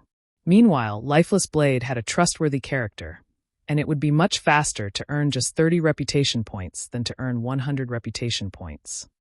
At first, Lifeless Blade felt ashamed for being unable to be of any help to Shifeng. However, Shifeng's next remark immediately sent him into a daze. I know a few high-level quests that can increase reputation points. After Brother Blade completes them, you should be able to become a noble of Starmoon City. After saying so, Shifeng proceeded to list out the few quests he had in mind to Lifeless Blade, withholding nothing at all. This shouldn't be a good idea, right? Lifeless Blade was nearly left speechless. Originally, he had fully intended to help Shifeng. In the end, however, he had been the one to receive help from Shifeng instead. Currently, the many guilds in Starmoon City were desperately searching for quests that could increase one's reputation, holding back nothing to do so. However, even when they offered a huge reward for any related information, they still had no luck in finding any. Yet, Shifeng had just casually revealed to him 4 high-level quests that rewarded reputation points, his casual remarks making it seem as if these quests were plain cabbages that could be found anywhere. Is the difficulty of these quests too hard for you to manage? Shifeng suddenly came to a realization when he saw Lifeless Blade's troubled expression. I still know a few quests that reward reputation. However, as their difficulty is much lower, the reputation points rewarded is similarly low. You'll have to complete at least 7 or 8 of them in order to accumulate 30 points. Lifeless Blade's mind was an utter mess now. He even started to suspect Shifeng was a GM, to actually know of so many reputation quests in Starmoon City. However, Lifeless Blade quickly dispelled this notion from his mind. After all, God's domain was controlled by the main God system. Nobody else was allowed to interfere with the game. Hence, the quests in the game were auto-generated by the system, and nobody should know about them in advance. Of course, if there was an exception to this point, then that would be the extremely mysterious beta testers. However, after God's domain was officially released, many settings and quests in the game were changed. In theory, the quests that were originally present during the beta test should no longer exist. Thinking up to this point, Lifeless Blade was thoroughly confused by Shifeng's identity. Just how was he able to know so many things? Are you wondering why I know so much? Naturally, Shifeng could discern Lifeless Blade's doubts. Ah! Lifeless Blade silently nodded his head, making no attempt to hide his thoughts. It's because I am a reincarnated person. I returned to this time from 10 years into the future. Hence I know about all these quests, Shifeng said in full honesty. Brother Yifeng sure knows how to joke. Lifeless Blade abruptly burst into laughter. I'll complete these quests as quickly as possible. After I've managed to become a noble, I'll immediately notify Brother Yifeng. Lifeless Blade knew full well that everyone had their own secrets. Meanwhile, information on reputation quests would definitely be categorized as a top secret by guilds. Shifeng's willingness to reveal such precious information to him showed how much trust Shifeng placed in him. If Lifeless Blade still tried to probe deeper into the matter, then he would simply be too insensible. I'm telling the truth, Shifeng laughed bitterly. I know. Lifeless Blade nodded his head repeatedly, the smile on his face seemingly saying, I understand. Shifeng was left completely speechless. Although he had long since grown familiar with such a behavior, he still could not help but feel helpless every time he was faced with it. Why wouldn't anybody believe him, even though he was telling the truth? Why must the world make an honest man like him tell a lie before somebody was willing to believe him? Shifeng was no longer able to make sense of this world. Soon after, Lifeless Blade added Shifeng as a friend before hurrying off to complete the quests. Meanwhile, thanks to Lifeless Blade, Shifeng now had a better understanding of Starmoon City's situation. After Lifeless Blade's departure, Shifeng hailed a horse carriage and headed to the War God's Temple of Starmoon City. He intended to continue carrying out his legendary ranked main storyline quest. The War God's Temple of Starmoon City was built beside the palace. From the outside, the building looked like a magnificent and majestic pyramid, and at the summit of this pyramid was a house-sized sunstone, which exuded a divine light. Be it day or night, this sunstone would shine brilliantly on the entire War God's Temple, and one couldn't help but admire this dazzling construction when seeing it.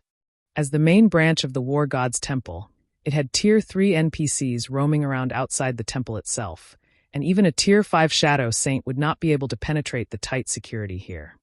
Although this was not Shifeng's first time visiting this War God's Temple, it was still his first time coming to the 9th floor of the temple. The Eternal Throne. Just the NPC guiding Shifeng to this place was already a Tier 4 Glory Knight. In other cities, such an NPC would be an overlord-like existence that could cause others to tremble in fear. However, in this place, this NPC simply amounted to a guide. After entering the Eternal Throne, Shifeng immediately discovered 1 purple throne and 9 golden thrones suspended in the center of the room. On the sides were 50 silver thrones. Aside from the empty purple throne, every other throne was occupied by a person. Moreover, these people were all apex powerhouses of God's domain. A single step of theirs could send tremors throughout the entire continent. However, among all these people, only one of them had a real body. The others were simply phantoms. Sitting in their thrones, these powerhouses quietly observed Shifeng. Meanwhile, as the recipient of these gazes, Shifeng could not help but feel that his life was no longer in his hands. His body felt incomparably heavy under these stares, and his back was also already drenched in sweat. This was the imposing aura of a true apex powerhouse. It was not something Tier 4 classes could ever hope of equaling. As expected of one of God's domain's strongest powers. To think they actually have so many apex powerhouses in their midst. Shifeng was racked with emotion right now. Although he had played God's domain for over a decade, this was the first time he personally witnessed the War God's Temple's true strength. What an interesting young man. However, I don't believe a little guy like you can accomplish that quest.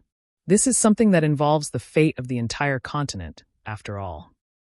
Since it is so, let us give this little guy a test. If he passes it, I believe that nobody here would have any other objections, right? A test? This lady likes it. Let's go with that. If he passes the test, I'll throw in my vote of support. If he fails, well, he'll already be dead at that point, so no punishment will be necessary. How are we going to test him? Obviously, we are going to activate the 12 trials. Haha, the 12 trials. I have only heard of it before and only treated it as a legend. The last time it was activated was more than 900 years ago. I didn't expect that I would be so lucky as to witness it being activated in my lifetime.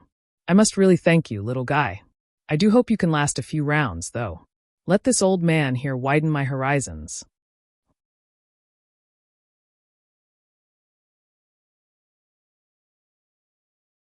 Chapter 287, 12 Trials.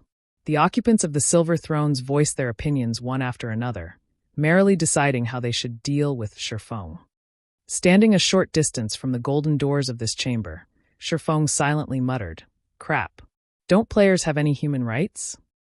However, Shifeng had no choice under the circumstances.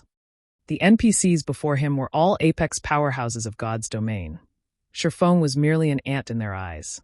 It would be fortunate if they even decided to give him a few extra glances, not to mention involve him in their discussion. At this moment, a youth garbed in white robes, one of the occupants of the silver thrones, moved and instantly appeared before Shifeng.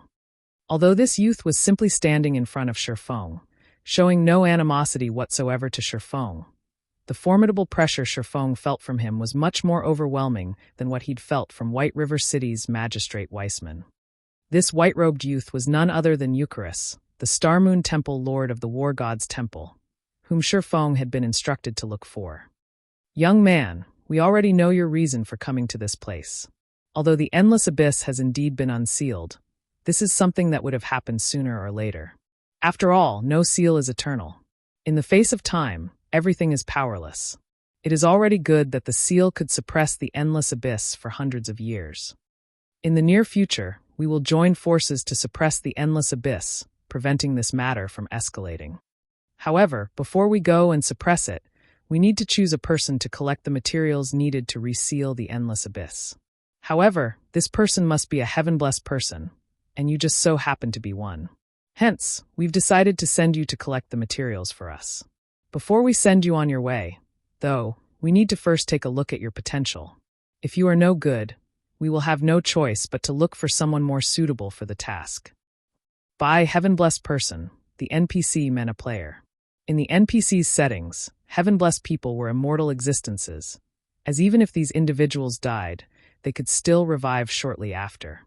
Hence, heaven-blessed people were the best candidates for collecting the materials needed for the seal. "We have decided that your test will be the War God's Temple's 12 trials. You will be considered to have passed the test as long as you can clear 6 of the 12 trials. Of course, we won't make you go through the trials for nothing. As long as you can clear up to the second trial, you will be rewarded with 100 War God's Temple merit points. Also, the rewards will be doubled with every subsequent trial you clear. After you're done with a trial, you can use the treasury of the War God's Temple to exchange your merit points for treasures. You should know that the treasury of the War God's Temple contains the most treasure throughout God's domain.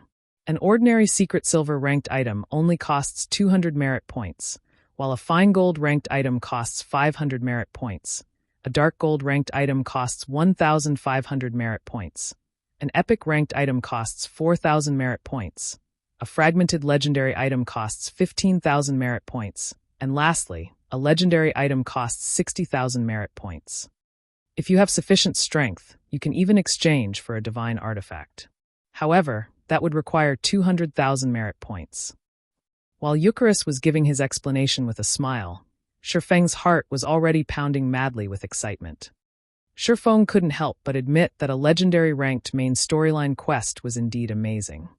The highest-ranked item Shifeng had seen before was only of legendary rank. He had only heard rumors about divine artifacts. He had never personally seen one before. Now that he had the chance to actually see one, his gains from this trip to the War God's Temple was already plenty. However, Shifeng knew his own limits.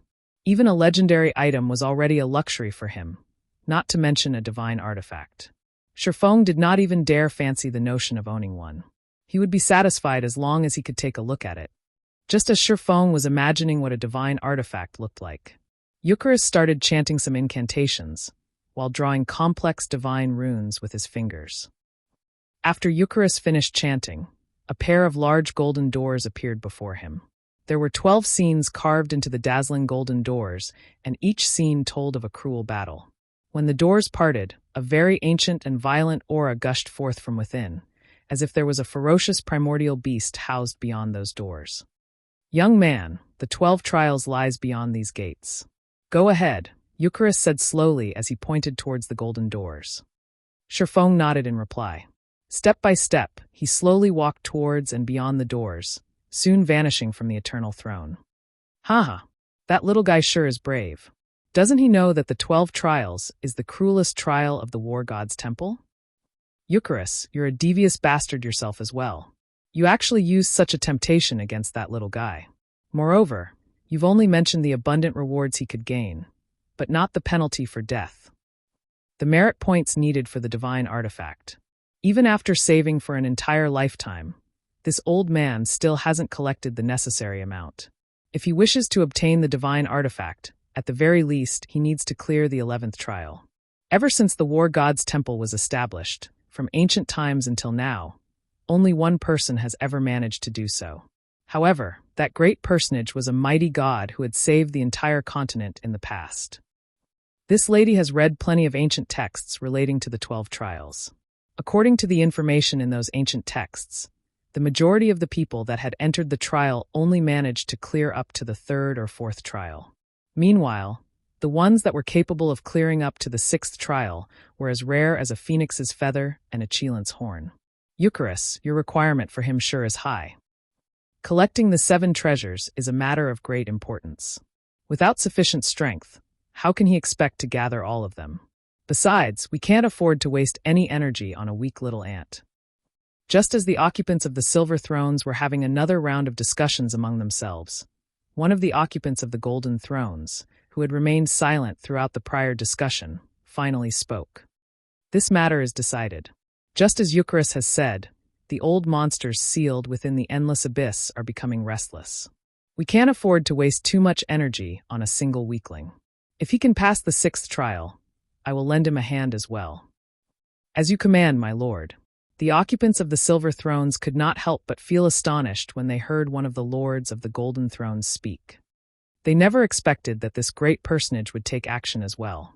This was a fortune that could not be obtained even if one begged for it. Soon after, Eucharis waved his hand, summoning a water screen into the eternal throne. The water screen that was suspended in mid-air showed the image of Shifeng, who was currently facing the 1st trial. Shifeng's current location was at the summit of a precipice. Aside from the 100-yard or so plateau available to him, he was surrounded on all sides by deep cliffs. In addition, the winds here were extremely violent, and a single misstep could send him plunging into the endless abyss. Shifeng quietly sat on a platform paved with stone slabs. Immediately, he discovered that, aside from the weapons and equipment he had on him, everything else he possessed was unusable. The powerful frost grenades could only lie quietly inside his bag. Even the magic scrolls Shifeng had prepared beforehand were completely useless, and the same went for recovery potions. Instantly, Shifeng's combat strength had been reduced sharply. It seems that these trials are meant to purely test my combat power. I wonder who my opponent will be? Shifeng took a look at his surroundings and failed to discover any monsters. He then thought to himself in bewilderment, "Don't tell me the monster is invisible." Having thought up to this point, Shifeng immediately extended his 5 senses to their limits. Invisible monsters were not unusual in God's domain. In fact, some of the truly powerful monsters were even capable of serial teleportation. Meanwhile, inside the Eternal Throne, the big shots of God's domain were excitedly observing Shifeng's trial. After all, it had been close to a millennium since the 12 trials had last been activated. None of the occupants of the Silver Thrones were that old yet, so they were naturally very curious about the 12 trials. I wonder who will be his first opponent. Though there are no records about it in the ancient texts, I did hear that the creatures inside the 12 trials are all primordial beasts that are extremely ferocious. However, this is only the first trial. That little guy isn't even a Tier 1 swordsman yet, so the monster's strength should be barely within the Tier 1 realm. Look, something's flying over.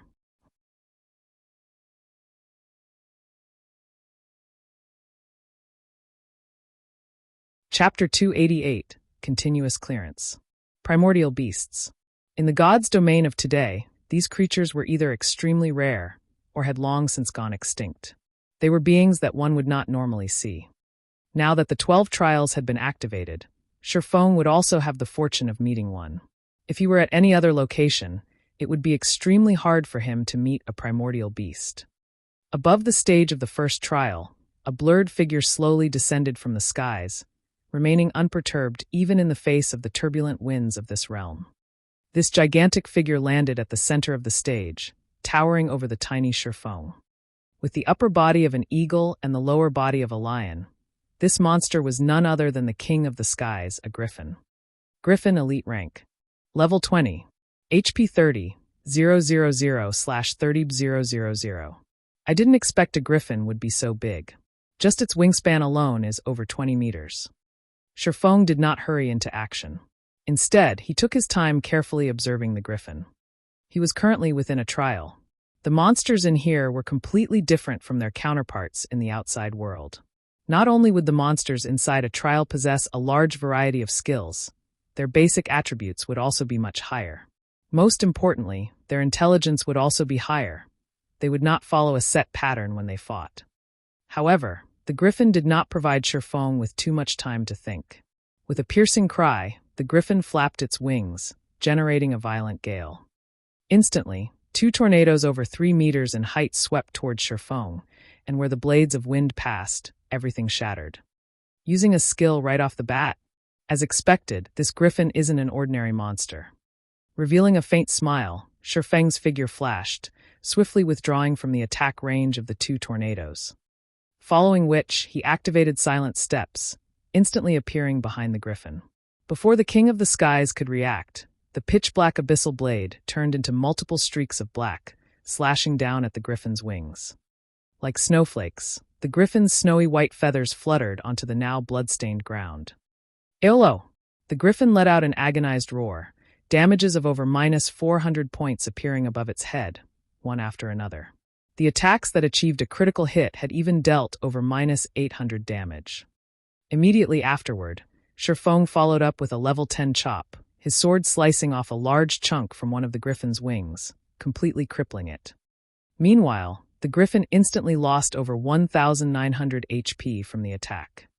From this short exchange, the griffin had already lost 16% of its total HP.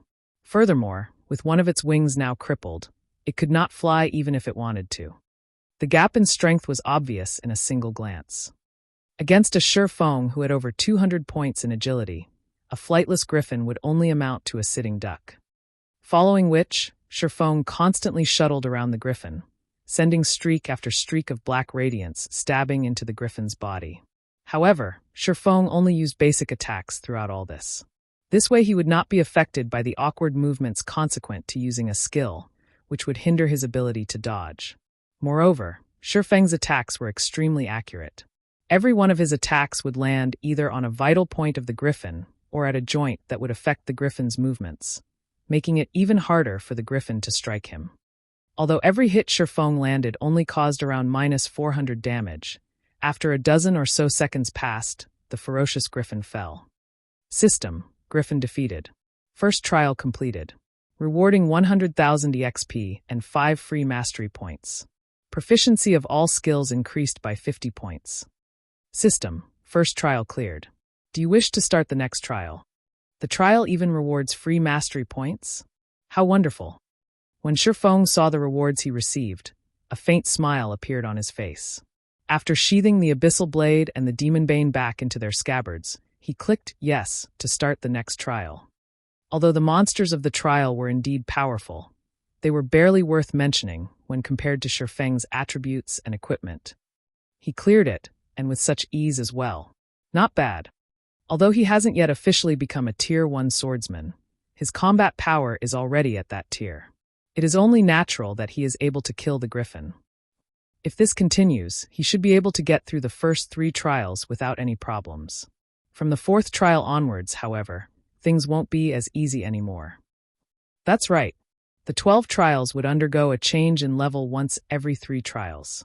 The monsters would also receive a huge increase in combat power between levels. The 1st to 3rd trials will be basic level, while the 4th to 6th trials will be intermediate level, the 7th to 9th trials will be the advanced level, and the 10th to 12th trials will be the peak level. My bet is that the kid will hit his limit once he reaches the 5th trial. The people within the Eternal Throne were all apex powerhouses, and their eyes were well tempered by experience. After watching only one of Shifeng's battles, they could already make a relatively clear judgment. Indeed, just like the big shots of the War God's temple had guessed. The stage for the 2nd trial was a sylvan setting, and Shifeng's opponent this time was the moon-howling silver wolf. Inside a forest, this monster was an alpha predator. Similar to the griffin, the moon-howling silver wolf was a level 20 elite monster with 30,000 HP. Although it, too, was a Tier 1 primordial beast, unlike the griffin, the moon-howling silver wolf was much stronger on land. Its physical attacks were much more powerful, and its reaction speed was also much faster than the griffin's. However, as if to replicate the scene from the first trial, Shifeng immediately activated silent steps and arrived at the hind leg of the moon-howling silver wolf. Again, similar to the time with the griffin, Shifeng slashed his swords down at the wolf's hind legs, crippling them and greatly reducing the monster's movement speed. Following which, Shifeng simply kited the moon-howling silver wolf with the blazing meteor. Before 30 seconds had passed, the moon-howling silver wolf fell. System: Moon-howling silver wolf defeated. Second trial completed. Rewarding 300,000 EXP and 10 free mastery points. Proficiency of all skills increased by 50 points. System: Second trial cleared. Do you wish to start the next trial? Immediately after, a golden glow surrounded Shifeng's body, signifying his rise to level 19. Shifeng then placed all 6 of his newly obtained free attribute points into strength, increasing the attribute to 180 points and activating basic destructive power, the hidden passive skill for strength. Now, Shifeng's bare hands were capable of destroying a bronze-ranked item. In other words, Shifeng's unarmed attacks could damage bronze-ranked weapons and equipment, reducing their durability and eventually destroying them. Originally, Shifeng had intended to place all 6 of his free attribute points into intelligence. However, he wanted to increase his combat power for the sake of the trial, even if it was only by a small amount. Soon after, Shifeng clicked yes and started the next trial. The third trial's monster was a blue-eyed spider, while the stage for the third trial was a location completely befitting a spider, inside a dark cave. Fortunately, there was no change to the blue-eyed spider's level despite Shifeng's rise to level 19. Similar to the previous 2 monsters, it was a level 20 elite monster with 30,000 HP. However, the blue-eyed spider was much stronger than the moon-howling silver wolf, though not in terms of attack power and movement speed. Instead, the blue-eyed spider had its highly potent venom and its tough and sticky silk. It also possessed superb eyesight. Even if its surroundings were pitch black, the blue-eyed spider would still be able to see clearly, as if it were daytime. Moreover, its eyes also provided it with a 360-degree field of vision without any gaps in between. Shifeng carefully looked around. Even if he possessed extraordinary strength, his range of visibility was limited to a maximum range of 5 yards. Meanwhile, the blue-eyed spider could easily spot any attempt Shifeng made to attack from a distance of 30 to 40 yards, making the situation extremely unfavorable for Shifeng. Interesting. However, Shifeng did not show any signs of panic. On the contrary, his lips curled up slightly.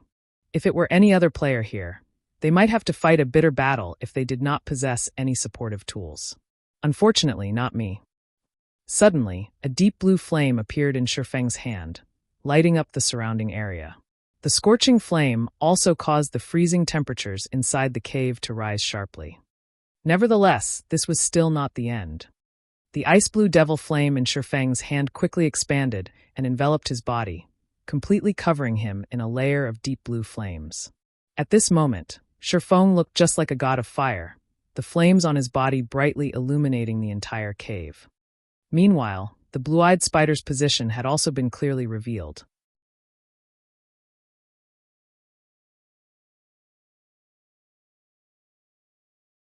Chapter 289: Silver-Eyed Lion King. The blue-eyed spider lived in darkness all year round. Hence, its eyes, which were accustomed to the dark, could not adapt at all when the dazzling flame suddenly illuminated the entire cave. The blue-eyed spider was just like a frightened little rabbit. Suddenly, the blue-eyed spider, which had previously had the upper hand, was placed in an unfavorable situation. On the other hand, Shifeng, who had summoned the ice blue devil flame, could now deal 20% more damage, and his fire and ice-type attacks would also have an additional 40% damage, instantly breaking out of his disadvantageous position. While the blue-eyed spider was still incapacitated, Shifeng used silent steps and arrived over 20 yards behind the 8-legged monster. With the power of thunder and flames coating its length, the abyssal blade smashed into the blue-eyed spider's body. Minus 1,836. A frightening amount of damage appeared above the blue-eyed spider's charred head. The attack had also placed it in a fainted state for 4 seconds. Shifeng then followed up the attack with a thundering flash and a normal attack. Minus 634, minus 1,751, minus 1,087, -1,169. After suffering this series of attacks, the blue-eyed spider finally broke out of its stupor. However, it only had 72% of its HP remaining now. The blue-eyed spider was furious. Rotating its body, it spat a stream of dark green venom at Shifeng. Having long since anticipated such an attack, Shifeng swiftly dodged to the side, avoiding the attack completely. He then activated Windwalk and escaped. Shifeng knew full well how frightening the blue-eyed spider could be. Its venom attack just now was merely the tip of the iceberg. The deadliest feature of the monster was the poisonous gas emitted by its venom. If he stood his ground to fight the blue-eyed spider, the end result would be obvious. He would inevitably die of poisoning. Meanwhile, Shifeng's purpose in using Thundering Flash on the blue-eyed spider was simply to inflict the damage amplification effect on the monster. He would then kite it using the blazing meteor. Shortly after, one by one, fiery red needles streaked through the air and pierced the blue-eyed spider's body. Although the blue-eyed spider was very skilled at dodging and blocking attacks, Shifeng still managed to land 2 out of every 3 hits thanks to precision throw, the special skill he obtained back at the Steel Fortress Borussia. Moreover, his attacks would occasionally trigger the quadruple phantom effect of the blazing meteor, instantly causing 4-600 damages to appear above the blue-eyed spider. When his luck was good, he would also trigger the burning flames effect. When the effect stacked up to 5 times, combined with the amplification effects of the ice blue devil flame, the debuff caused -1,600 damage every second to the blue-eyed spider. The damage of this debuff was even higher than Shifeng's melee damage. However, such an occurrence was only natural. Although magic weapons were amazing, before they were fully released, they would still be far from comparable to a pseudo-extraordinary item. Meanwhile, aside from Venom Attack, the only other ranged attack the blue-eyed spider possessed was Silk Bind. However, these 2 skills were simply superfluous when used against Shifeng. Shifeng simply made an effortless sidestep to dodge these attacks, and with a flick of his wrist, he would send yet another needle into the blue-eyed spider. Following which, the blue-eyed spider's HP bar constantly decreased. 62%, 45%, 33%, 20%. Within a few moments, the blue-eyed spider died at Shifeng's hands as well. System: Blue-eyed spider defeated. 3rd trial completed. Rewarding 1 million EXP and 10 free mastery points. Proficiency of all skills increased by 100 points. System: 3rd trial cleared. Do you wish to start the next trial? 1 million EXP, just for clearing the 3rd trial? The system sure is generous. The difficulty for the first 3 trials isn't that high, though. It seems that the truly difficult part would start from the 4th trial onwards. I should take a rest and get my mental state back to peak condition for now. Despite having effortlessly cleared the first 3 trials, Shifeng did not believe, even for a second, that a legendary ranked main storyline quest could be so easily completed. Although Shifeng did not possess a good understanding of the 12 trials, it was still established as one part of a legendary quest. Its difficulty would definitely be high. The passing requirement was for Shifeng to clear up to the 6th trial. Yet, the difficulty of the first 3 trials was not particularly high. According to combat power, the monsters Shifeng had faced were only at the basic level of a Tier 1 monster. Hence, the truly difficult part was definitely the 4th to 6th trials. Shifeng had always been a careful person. Hence, he intended to make ample preparations. Inside the Eternal Throne, the many Apex powerhouses there had been slightly surprised by Shifeng's battle. That was a Tier 2 mysterious flame, the Ice Blue Devil Flame. It seems that the kid is still hiding his strength. It seems he really does have a chance at clearing the 6th trial. Based on his current strength, from the 4th trial onwards, he should be facing intermediate level Tier 1 primordial beasts. In terms of combat power, the kid is already at the intermediate level of Tier 1. Since the primordial beast that would appear in the 6th trial will be at the peak of intermediate Tier 1, he should have a 30% chance of defeating it with his current combat power. The big shots sitting in the silver thrones unanimously acknowledged Shifeng's potential. After resting for more than 10 minutes, Shifeng discovered an interesting matter. Although he could not use any potions or magic scrolls, he could still eat food made from cooking to boost his attributes. It was a good choice to let Violet Cloud continue pursuing the chef subclass. Shifeng smiled. After Zero Wing's workshop was established, Shifeng had given Violet Cloud a very high salary. The salary was much higher than what Violet Cloud earned from selling her cooking products. There was no need for her to continue on the path of a chef. However, Violet Cloud had chosen to continue cooking, giving the reason that it had already become a habit of sorts. Moreover, Violet Cloud herself loved cooking, and currently, she was already an advanced chef. She was not far away from being promoted to a master chef. Now, not only could the delicious steaks she cooked increase the consumer's HP regeneration rate while in a non-combat state, it could also provide an additional buff that increased the consumer's strength by 10% for 10 minutes. To others, a 10% increase in the strength attribute might not amount to much. However, to Shifeng, who currently had 180 points in strength, that would mean an additional 18 points in strength, which was also equivalent to an additional 36 points in attack power. Overall, the effect of the delicious steak provided Shifeng with a significant increase in combat power. After Shifeng was rested, he clicked yes to start the fourth trial. Soon after, Shifeng was teleported to a grassy plain. Taking a look at his surroundings, Shifeng quickly discovered a lion with a golden mane lazily sprawled across a large boulder, its stout tail swishing around in a leisurely manner. However, Shifeng's arrival had obviously alerted it. When this golden-maned lion stood up, its height exceeded 5 meters. A chill flashed in the lion's silver eyes as it raised its eyelids. In the next moment, the lush, green grass beneath its paws was frozen solid. The grassy plains had also been instantly transformed into an icy hell, the green landscape turning snow-white. Silver-Eyed Lion King, Special Elite. Level 20. HP 100,000/100,000. The difficulty of the fourth trial was clearly much greater than the third trial. Amazing. As expected of the primordial beast of the fourth trial, it is actually capable of affecting its surroundings, transforming its environment into the ideal territory for it to fight in. Shifeng couldn't help but be shocked. Even with his 10 years of experience playing God's Domain, Shifeng had very rarely encountered such a monster. However, the icy hell had minimal effect on Shifeng. After activating the Ice Blue Devil Flame, the icy hell instantly returned to its original state. Just like that, the silver-eyed lion's environmental advantage was easily vanquished by Shifeng. Although the silver-eyed lion had lost its advantage, its innate strength and destructive power was still high. With a swipe of its paws, a large pit was formed in the grassland and gravel flew all over the place.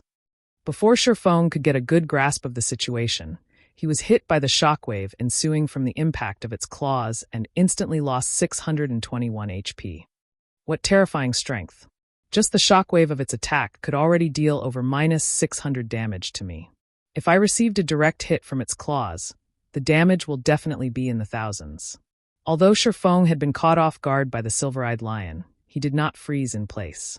Immediately, he activated Windwalk and escaped.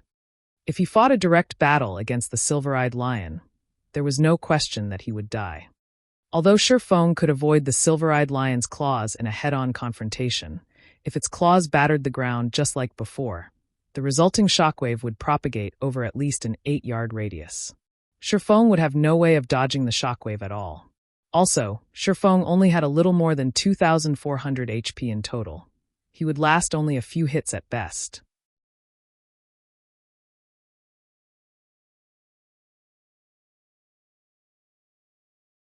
Chapter 290, Simultaneous Advancement. The silver-eyed Lion King roared furiously when it saw Shifeng running away. Focusing its eyes on Shifeng, the silver-eyed Lion King abruptly pushed against the ground with its robust and powerful legs. Like a violent gale, its body shot forth directly at Shifeng. Unfortunately for it, in terms of speed, Shifeng had a clear advantage over the silver-eyed Lion King. The distance between Shifeng and the silver-eyed Lion King gradually grew as the chase continued.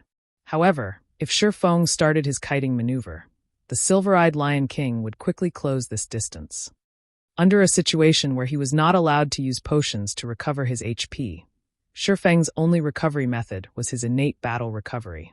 However, he would only recover 1% of his HP every 5 seconds. Based on Shifeng's total HP, he would only recover around 24 HP every 5 seconds.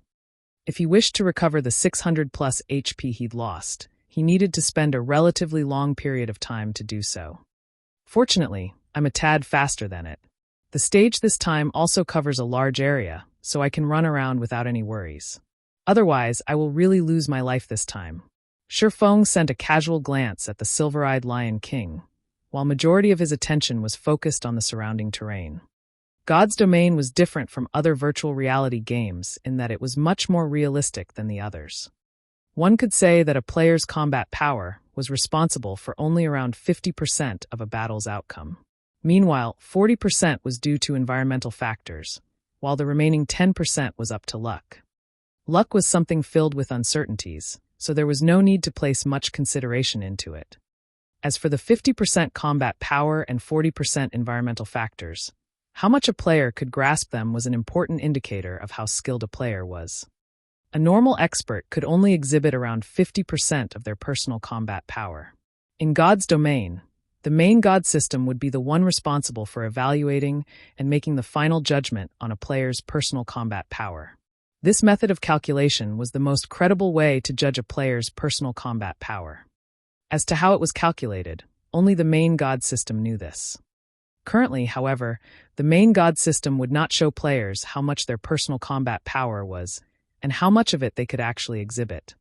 Once the first 100-man team dungeon was successfully raided, the second evolution of God's Domain would be activated.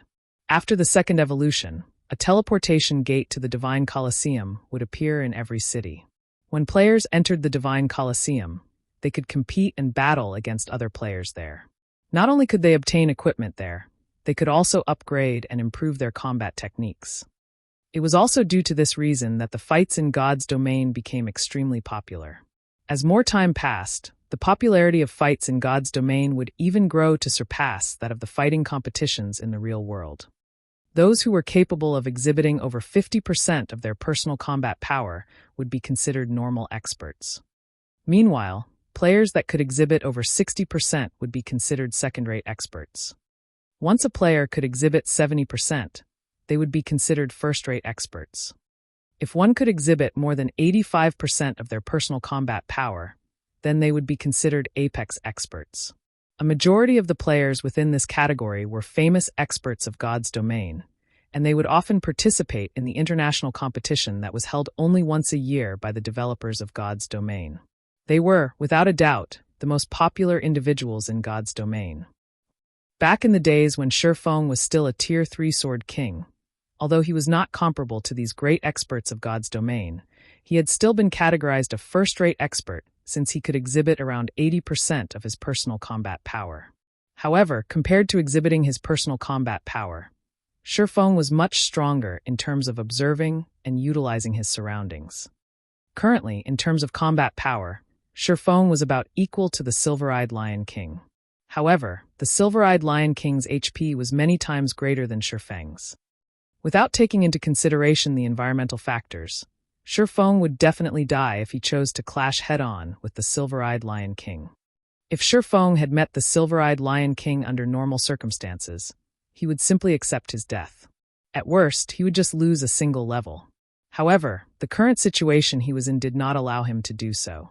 This was a trial given by his quest. There was no second chance for him, and his death would also signify the end of the quest. Hence, he absolutely could not die right now. After running for over a dozen minutes, Shifeng arrived at a hill. As for the Silver-Eyed Lion King, it was still far from catching up to Shifeng. Shifeng wandered around this hill for a while and eventually discovered a cliff. Immediately, Shifeng's eyes glowed and his lips curled up in a smile. At last, I found the key to victory. Shifeng chuckled lightly. He then activated Windwalk, dashing towards the edge of the cliff.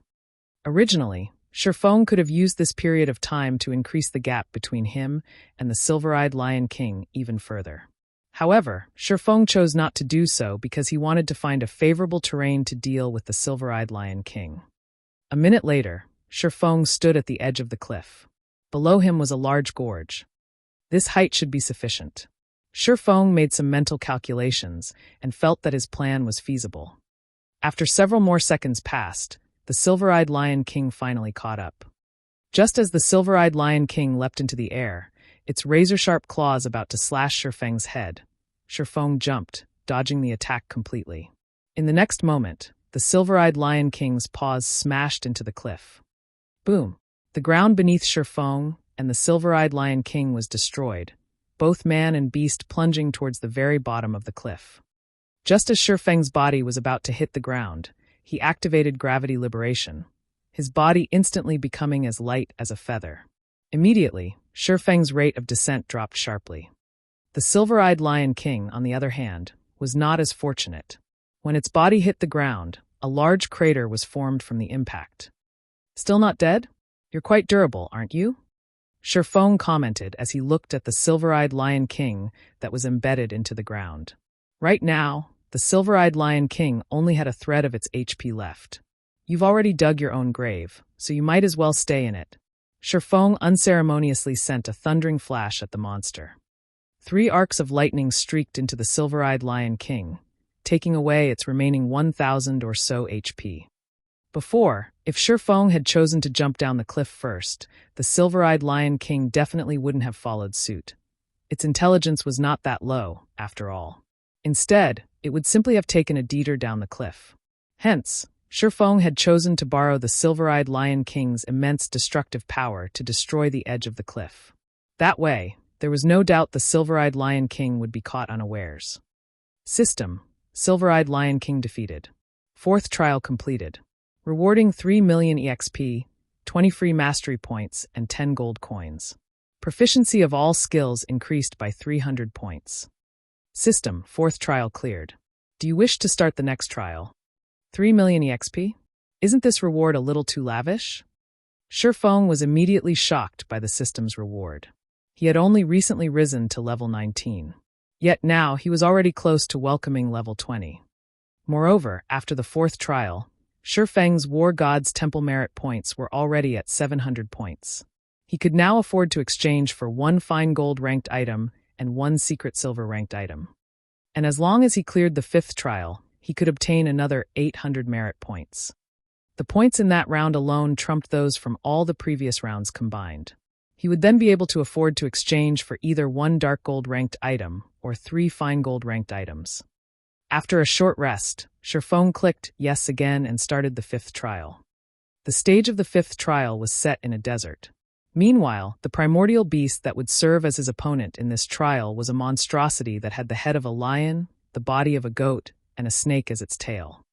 The moment this monster noticed Shifeng's entry into its territory, its crimson-red eyes immediately squinted, a hint of excitement leaking out from them. Chimera. Shifeng was surprised. Without even needing to use observing eyes on the monster before him, Shifeng already knew what it was. After all, he had fought this monster countless times in the past. A chimera was the final boss of a 100-man team dungeon. In the past, Shifeng and the team he led had suffered defeat after defeat under the hands of the chimera. Only after experiencing innumerable team wipes did they manage to finally kill it.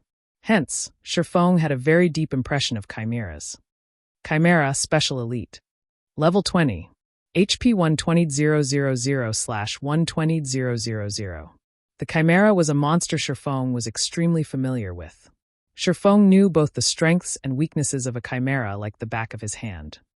A chimera could spit fire from its mouth, and its strength was comparable to the silver-eyed Lion King. Meanwhile, the snake that acted as the chimera's tail was equivalent to another monster entirely. The snake boasted powerful venom attacks. If players were struck by the chimera's flames after being poisoned by its tail, they would die with 100% certainty. However, the chimera also possessed a fatal weakness: poison. Shifeng immediately activated Windwalk. Faced with the chimera's sharp claws and venom attacks, Shifeng chose only to dodge and not retaliate. After the venom spat out by the chimera's tail started spreading and emitting a poisonous gas into the surroundings, Shifeng finally took action. Without hesitation, Shifeng charged into the poisonous fog, with the chimera following closely behind him. The moment Shifeng stepped into the poisonous fog, he was inflicted with a poison debuff, losing 200 HP every second. However, Shifeng paid no mind to the debuff. After he ran out of the poisonous fog, he spun his body around and threw the blazing meteor. When the blazing needle entered the poisonous fog, the vivid green fog instantly turned into a dark green. Immediately after, an explosion occurred. The explosion promptly sent the chimera, which was still standing inside the poisonous fog, flying. The monster lost over 10,000 HP from the explosion, and it was placed in a momentary crippled state. Taking advantage of this change, Shifeng launched a barrage of attacks at the chimera. By the time the chimera had recovered from its crippled state, Shifeng had already taken an additional 6,000 or so HP away from it.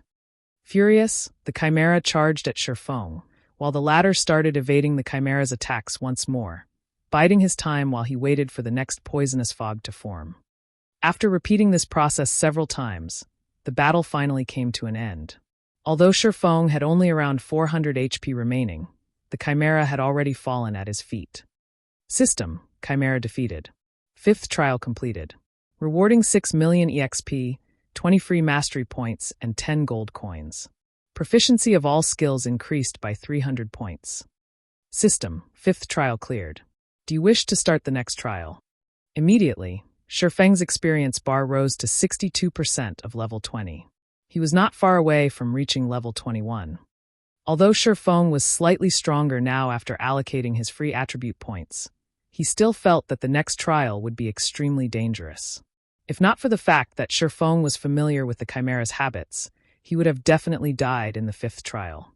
Meanwhile, the monster in the 6th trial would definitely be much stronger than the chimera. It would be fortunate if the monster that appeared in the 6th trial was something Shifeng was familiar with. However, what would he do if it was a monster he had never seen before? Most likely, death would be his only ending. Shifeng would not rely on luck to decide such an important matter for him. Hence, Shifeng did not immediately start the 6th trial after he was rested this time. Instead, he called out his attribute panel, choosing to use the free mastery points he had reserved all this time. One-handed sword mastery. Intermediate apprentice swordsman. Mastery points required 50. Damage when using a one-handed weapon increased by 15%. Advanced apprentice swordsman. Mastery points required 100. Damage when using a one-handed weapon increased by 20%. Basic swordsman. Mastery points required 150. Damage when using a one-handed weapon increased by 30%. There is a 5% chance for a qualitative change to occur. Intermediate swordsman. Mastery points required 200. Damage when using a one-handed weapon increased by 40%.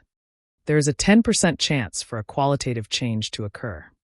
Normally, even after players were promoted into a Tier 1 swordsman, their one-handed sword or two-handed sword mastery would only be at the intermediate apprentice swordsman rank. Meanwhile, Shifeng had received a total of 65 free mastery points from clearing the first 5 trials. In addition to the points he had received from completing quests and the points that were rewarded once every 5 levels, he now had a total of 168 unused free mastery points. After Shifeng used up all his free mastery points, his one-handed sword mastery had reached the rank of a basic swordsman. However, Shifeng was still not satisfied with this result. Following which, he retrieved the level 20 dark gold ranked Purgatory's Shadow, which he had previously bought at the Blackwing auction house, from his bag and swapped out the level 15 Demon Bane. Let's start the devouring process then. Shifeng looked at the pitch-black abyssal blade in his hand. He then offered the 10 level 15 mysterious iron weapons, which he had prepared at an earlier date, and the level 15 Demon Bane as sacrifices to upgrade the abyssal blade. Although it was unfortunate that he did not possess 10 level 15 secret silver weapons to use as a sacrifice, the legendary quest was of utmost importance. He could not afford even the slightest misstep, and it was necessary for him to utilize all available avenues.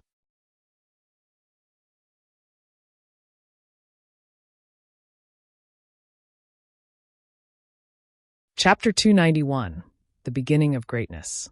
In order to increase the Abyssal Blade's potential, Feng had intended to gather 10 level 15 fine gold weapons to serve as a sacrifice.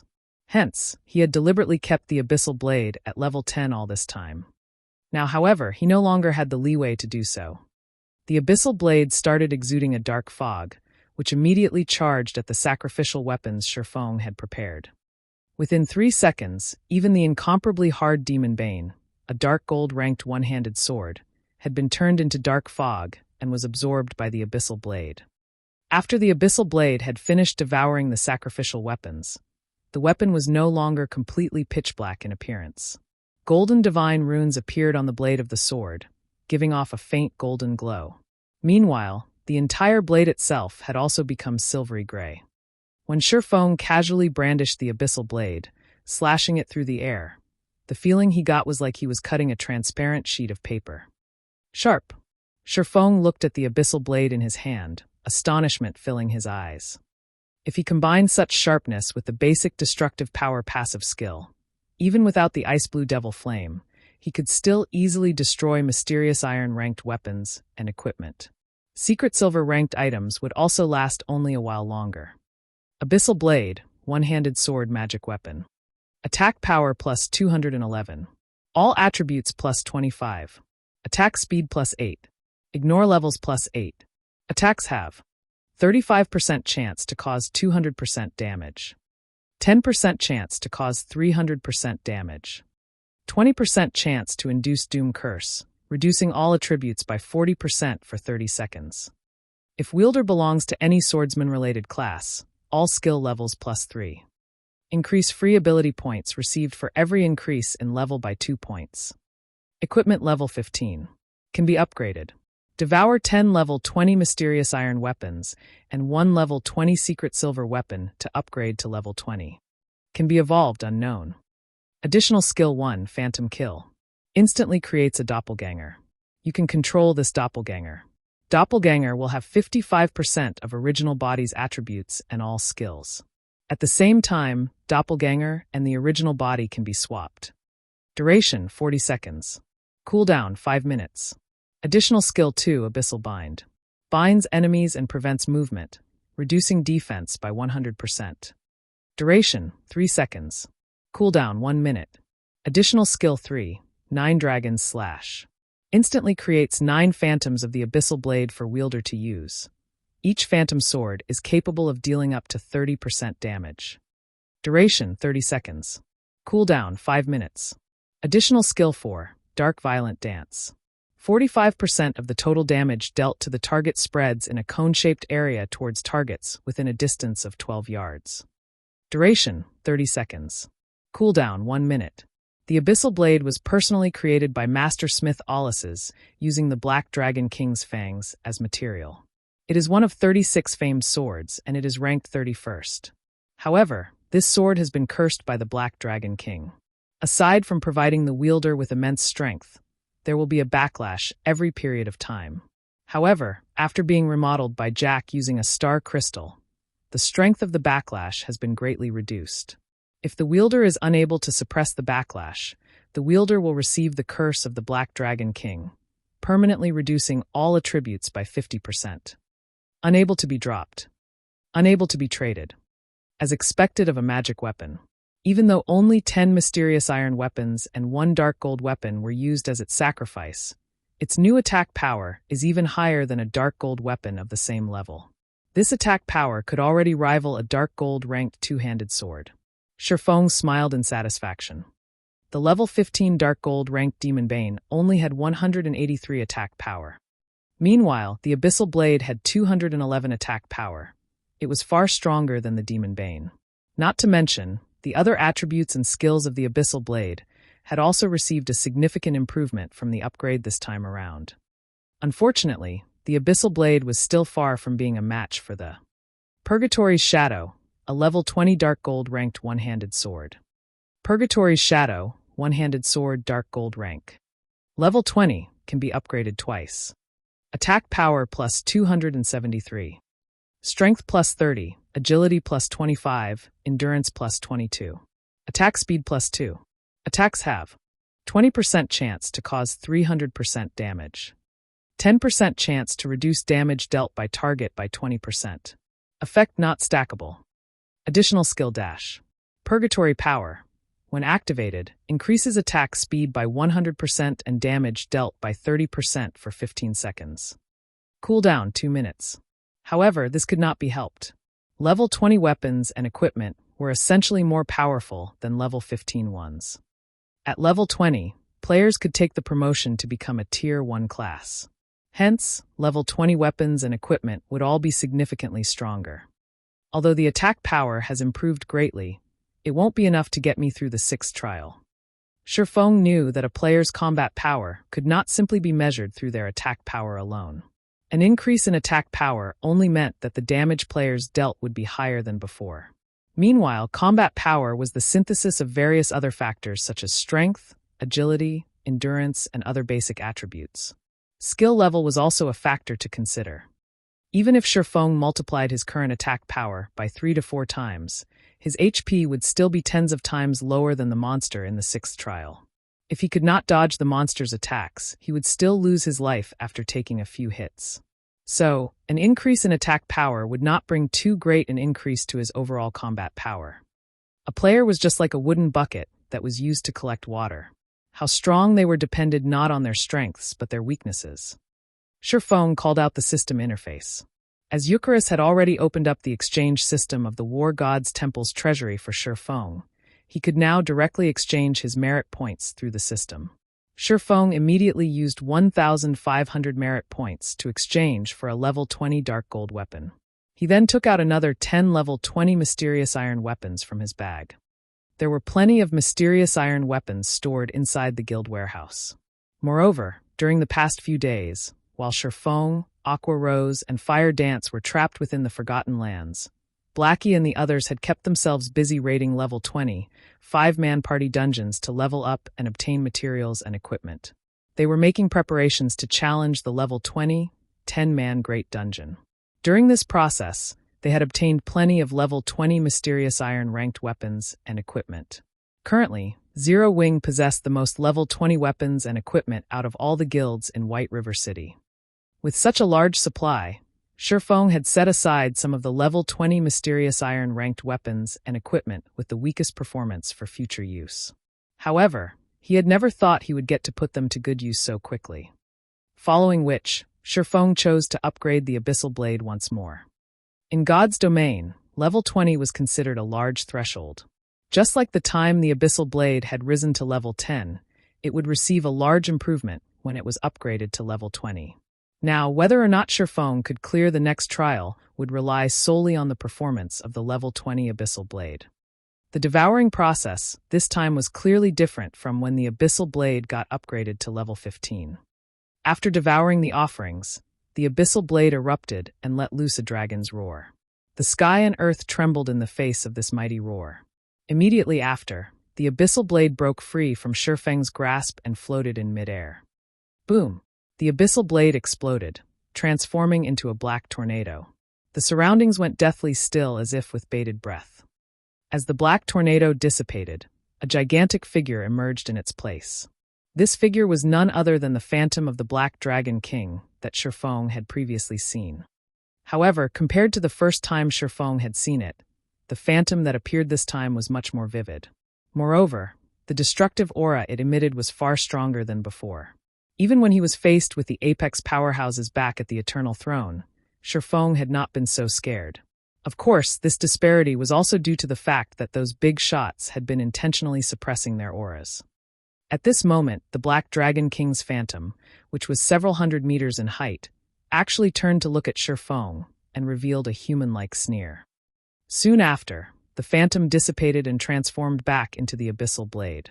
As the sword landed, its blade stabbed deep into the earth before Shifeng, with only its hilt remaining above ground. Some time passed before Shifeng gradually recovered from his stupor. He then slowly extended his hand and pulled out the Abyssal Blade. The appearance of the Abyssal Blade had greatly changed after being upgraded. The entire sword was now silvery gray in color, and it exuded a faint black aura of death. The image of a black dragon could also be seen fading in and out of existence on the blade of the sword. Meanwhile, the image of a dragon had also been carved out of the hilt of the abyssal blade. There were small black chains wrapped around the hilt as well, seemingly acting as a seal for the dragon. Have I just done something I shouldn't have?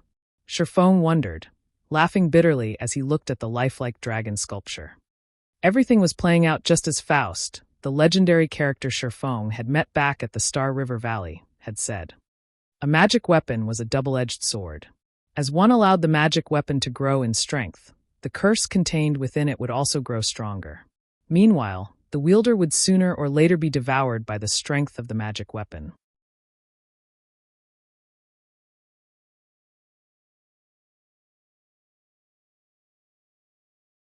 Chapter 292, Black Emperor. Extraordinary strength comes from an extraordinary will. This was the only advice Faust had given Sherfong.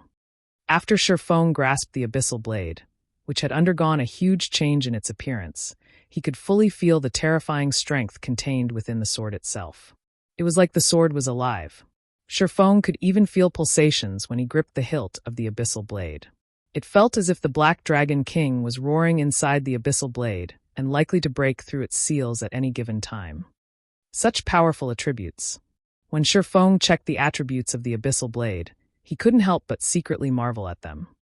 The abyssal blade was definitely the best weapon below epic rank Sherfong had seen. Even the blazing meteor, which had been crafted by the forging genius Ciliora, was not its match.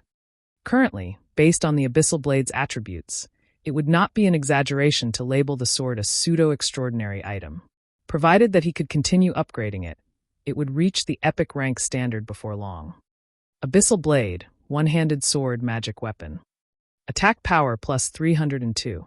All attributes plus 30. Attack speed plus 10. Ignore levels plus 10. Attacks have 40% chance to cause 200% damage. 15% chance to cause 300% damage. 20% chance to induce Doom Curse, reducing all attributes by 40% for 30 seconds. If wielder belongs to any swordsman-related class, all skill levels plus 3. Increase free ability points received for every increase in level by 2 points. Equipment level 20. Can be upgraded. Devour 10 level 25 secret silver weapons and 1 level 25 fine gold weapon to upgrade to level 25. Can be evolved unknown. Additional skill 1, Phantom Kill. Instantly creates a doppelganger. You can control this doppelganger. Doppelganger will have 70% of original body's attributes and all skills. At the same time, doppelganger and the original body can be swapped. Duration, 40 seconds. Cooldown, 5 minutes. Additional skill 2, Abyssal Bind. Binds enemies and prevents movement, reducing defense by 100%. Duration, 4 seconds. Cooldown, 1 minute. Additional skill 3, 9 Dragon Slash. Instantly creates 12 phantoms of the abyssal blade for wielder to use. Each phantom sword is capable of dealing up to 40% damage. Duration, 30 seconds. Cooldown, 5 minutes. Additional skill 4, Dark Violent Dance. 50% of the total damage dealt to the target spreads in a cone-shaped area towards targets within a distance of 12 yards. Duration, 30 seconds. Cooldown, 1 minute. Additional Profound Inheritance, Black Emperor. When activated, every critical hit will accumulate 1 layer of Death Aura. Each layer of Death Aura can be used to increase all attributes of wielder by 2% and attack speed and movement speed by 1% for 10 seconds, or be used to reduce the cooldown of a skill by 3 seconds. Maximum of 30 layers of Death Aura. Duration, 10 minutes. Cooldown, 18 hours. The Abyssal Blade was personally created by Master Smith Ollises using the Black Dragon King's fangs as material. It is one of 36 famed swords, and it is ranked 31st. However, this sword has been cursed by the Black Dragon King. Aside from providing the wielder with immense strength, there will be a backlash every period of time. However, after being remodeled by Jack using a star crystal, the strength of the backlash has been greatly reduced. If the wielder is unable to suppress the backlash, the wielder will receive the curse of the Black Dragon King, permanently reducing all attributes by 50%. Unable to be dropped. Unable to be traded. As expected of a magic weapon, it really doesn't disappoint.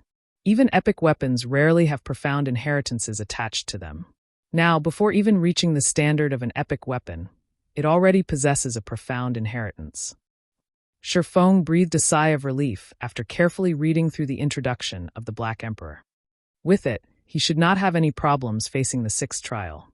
Profound inheritances were rarely seen during the early stages of God's domain. They only started becoming widely known during the middle stages of the game. Inheritances and skills were different. In God's domain, the skills provided to each class were made to accommodate the masses of players, so there was no sense of individuality to them. To put it another way, instead of skills being made to cater to the individual player, players were required to adapt themselves to pre-made skills, regardless of the suitability of said skills. Meanwhile, inheritances could be used by players to create their own unique method of attacking, allowing more freedom in their fighting styles. It could also further increase a player's combat power. The most basic of inheritances in God's domain would enhance a player's skills, such as increasing the skill's damage or altering the effects of said skill to allow a more flexible fighting style. As for the more advanced inheritances, not only would they alter a player's skills, they could also increase a player's attributes. Meanwhile, the Black Emperor inheritance clearly belonged to this category. If others were to see the attributes on the Abyssal Blade, their jaws would definitely fall to the ground in shock. Some would even harbor thoughts of owning it for themselves. An organization like Underworld, which had been continuously gathering all kinds of powerful items, would definitely not hesitate to use unscrupulous means to take possession of the Abyssal Blade. In today's society, virtual gaming had already become one of the world's main forms of entertainment. The emergence of God's domain had further solidified the position of virtual reality games in people's lives. Currently, the average person would spend close to half of their day living inside God's domain. It was also due to this reason that players all wished to live a better and more respectable life in God's domain. After all, life in God's domain was just like another part of their own lives. However, unlike their lives in the real world, their lives in the virtual world were much purer and simpler. Generally, they only needed good weapons, equipment, and influence in the game. At this current age, players' pursuit of virtual items was no less than women's pursuit of luxury goods. After all, in the eyes of average players, weapons and equipment were the representation of strength. Gorgeous-looking weapons and equipment that allowed one to have amazing damage output were all the envy of average players.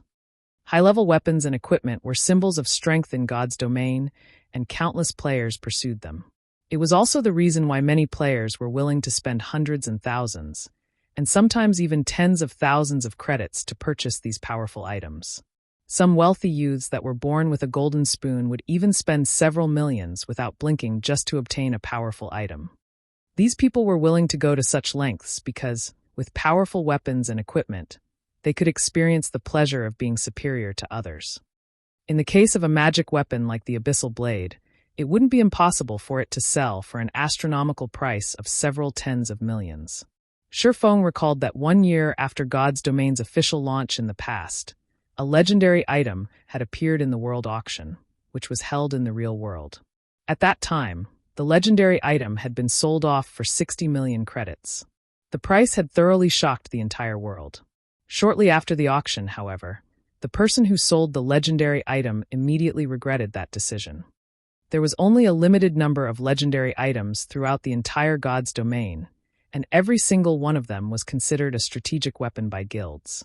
Just by owning one, a player could easily get through their Tier 4 or even Tier 5 class promotions. Meanwhile, the value of a Tier 5 powerhouse could reach up to tens of billions of credits. The reason being, when a guild gave birth to a Tier 5 powerhouse, the guild would have the ability to conquer 2 or 3 additional cities that could each hold a population of several million people. Of course, the Abyssal Blade was still incapable of rivaling a legendary weapon at present. It wasn't even at the level of an epic weapon yet. However, it was what Shifeng currently needed the most. For Shifeng, several hundred points of additional attributes weren't as beneficial a powerful skill, and the Black Emperor inheritance just happened to fit the bill. Shifeng had learned many powerful skills. However, all of them possessed the same fatal weakness. All of them possessed explosive power, but none of them possessed any staying power. Maybe this weakness wouldn't be a problem when these skills were used inside a dungeon or against players with poor equipment. After all, when going against players with poor equipment, Shifeng did not even need to use up all the skills in his arsenal to finish them off. He could simply overwhelm them with superior attributes, and not even techniques would be required. Meanwhile, when inside dungeons, he would have MTs to tank the monsters at the front lines, healers to heal him from behind, and many other players to support him. He only needed to survive and wait for the cooldown of his skills to end before starting the next volley of attacks. But when fighting against monsters or players that were equal in strength with him, just a short burst of damage would not carry him to victory. Without sustainability, he would be trampled by his opponent after his short burst. Just take Absolute Heaven for example. When he had ambushed Shifeng, after his series of attacks had been defended against by Shifeng, the only other thing Absolute Heaven could do was to escape. Unless Absolute Heaven had a method to take advantage of his opponent's weakness, only death awaited him. Following the upgrade of the Abyssal Blade, Shifeng sank into deep contemplation for more than 2 hours, thinking of ways to incorporate the Black Emperor inheritance into his fighting style. Now, he felt much more confident about clearing the 6th trial. Let's see what kind of monster is awaiting me in the 6th trial, then. Shifeng revealed a faint smile. Stretching his finger, he tapped yes on the system interface and started the next trial.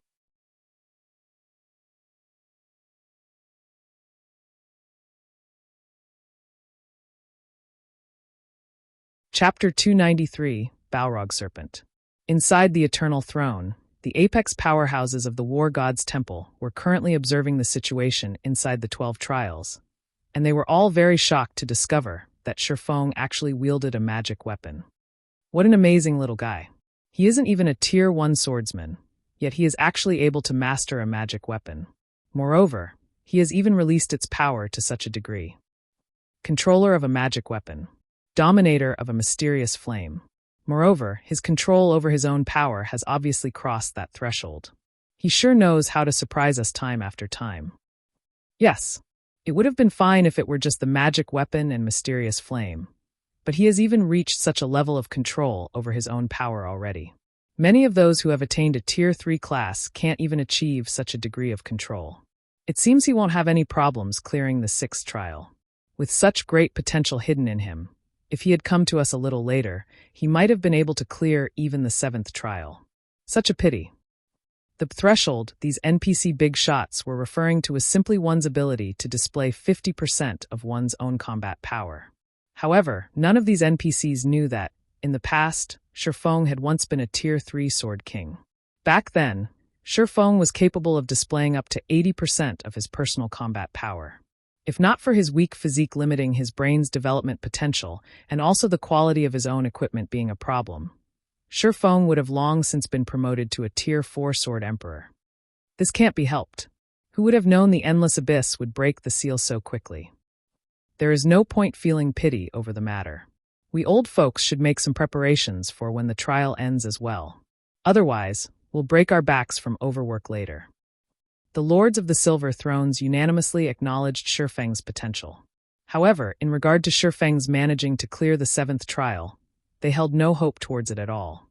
The reason being, it had been over a millennium since the 7th trial had been cleared. Inside the 12 trials, the stage for the 6th trial was a cave of lava similar to the Flame God's Cave. However, the fire-type mana here was far purer than in the Flame God's Cave. Shifeng currently stood inside this cave, and the molten hot lava around him was making bubbling sounds as it flowed through the cave. If Shifeng did not possess 20 points in fire resistance, allowing him a certain degree of immunity to heat, he would have long since been cooked by the scalding hot temperatures. Any average player that came here might already be half dead before they even started battling. Before Shifeng could fully observe the terrain inside the cave, a gigantic flame-covered snake over 20 meters long emerged from the molten lava. Balrog Serpent, Special Elite. Level 20. HP 150,000/150,000. Even if Shifeng did not know exactly how powerful this Balrog Serpent was, he had no doubt whatsoever that this serpent had a very high resistance towards fire-type attacks. Let's use you as a test for my new weapons. Shifeng revealed a faint smile as he unsheathed the Abyssal Blade and the Purgatory's Shadow. However, he did not directly charge at the Balrog Serpent, as that was something only an idiot would do. Before charging into battle, experts would first try to understand as much as they could about their opponent. Hence, Shifeng simply stood still and calmly observed the Balrog serpent's every action, familiarizing himself with the giant serpent's movement patterns. The Balrog serpent was also no idiot itself. It obviously knew that it was much stronger than Shifeng, and that its HP was tens of times higher than Shifeng's as well. So, instead of giving Shifeng time to study it, the Balrog serpent immediately widened its mouth and sent fireballs flying one after another at Shifeng. Shifeng's feet moved, his body instantly reacting and leaving behind an afterimage as he effortlessly dodged these incoming fireballs. Not giving up, the Balrog serpent continued bombarding Shifeng with a stream of fireballs. If 3 were not enough, then 5. If 5 were not enough, then 10. Soon, the space within the cave was packed with fireballs. By attacking in such a way, not only could the Balrog serpent damage its enemies, it could also prevent them from closing in on it. Faced with such a method of attack that combined both offense and defense, average players would definitely grow helpless and suffer the bombardment of these dozens of fireballs. Shifeng, however, was no average player. In the face of all these fireballs, instead of retreating, he chose to advance without the slightest shred of hesitation. Yet, contrary to expectations, Shifeng did not end up suffering a tragic end at the hands of the fireballs.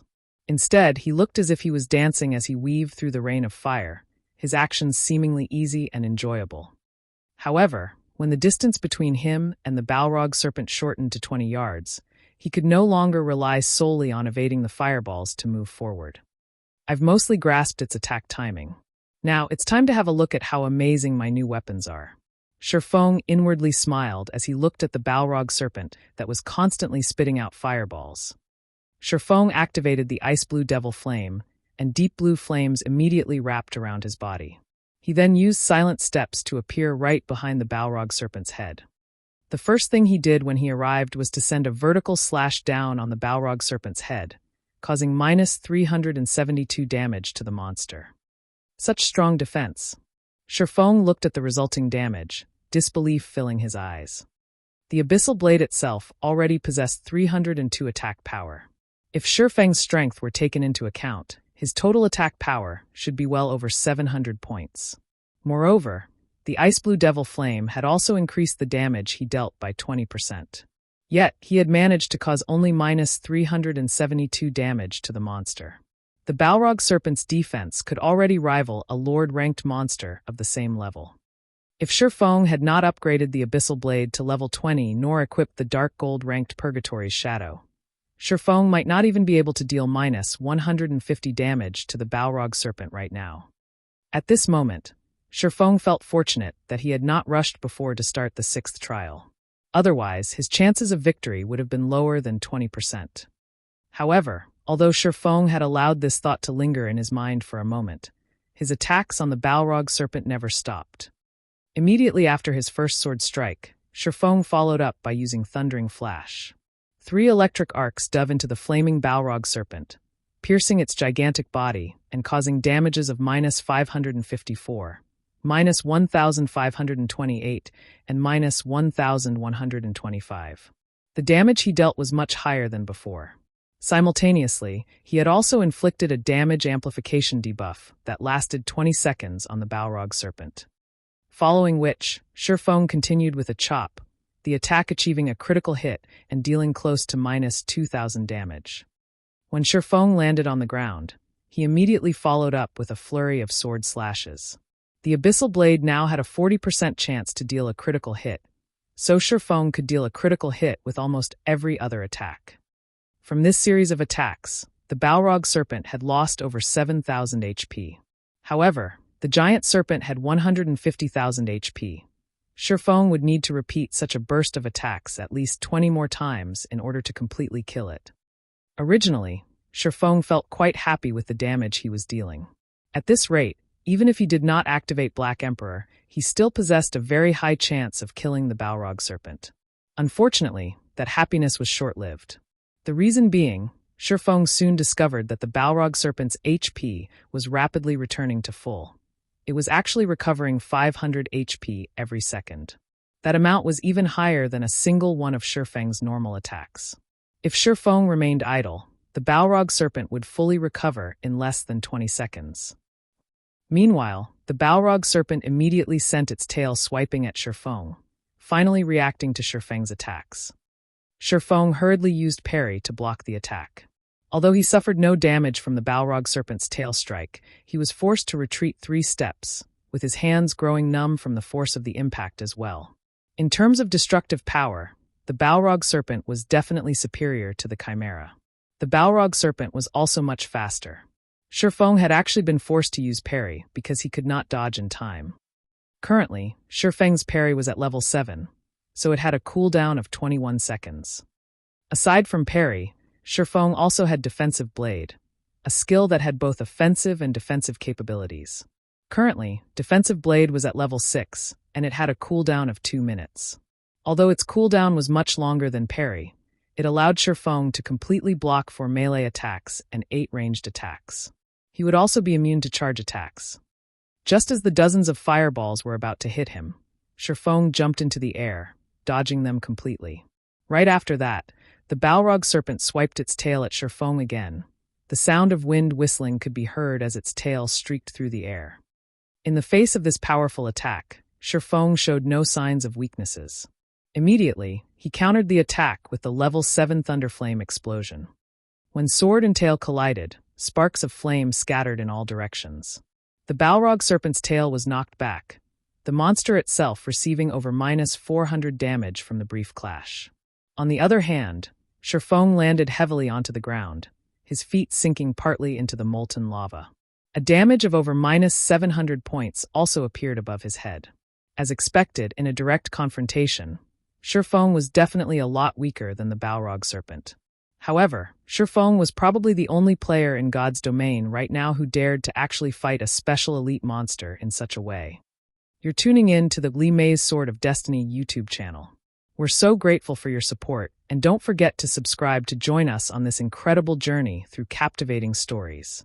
Your generosity through donations truly makes a world of difference, as it's the primary source of revenue that allows me to expand and enhance this channel for you.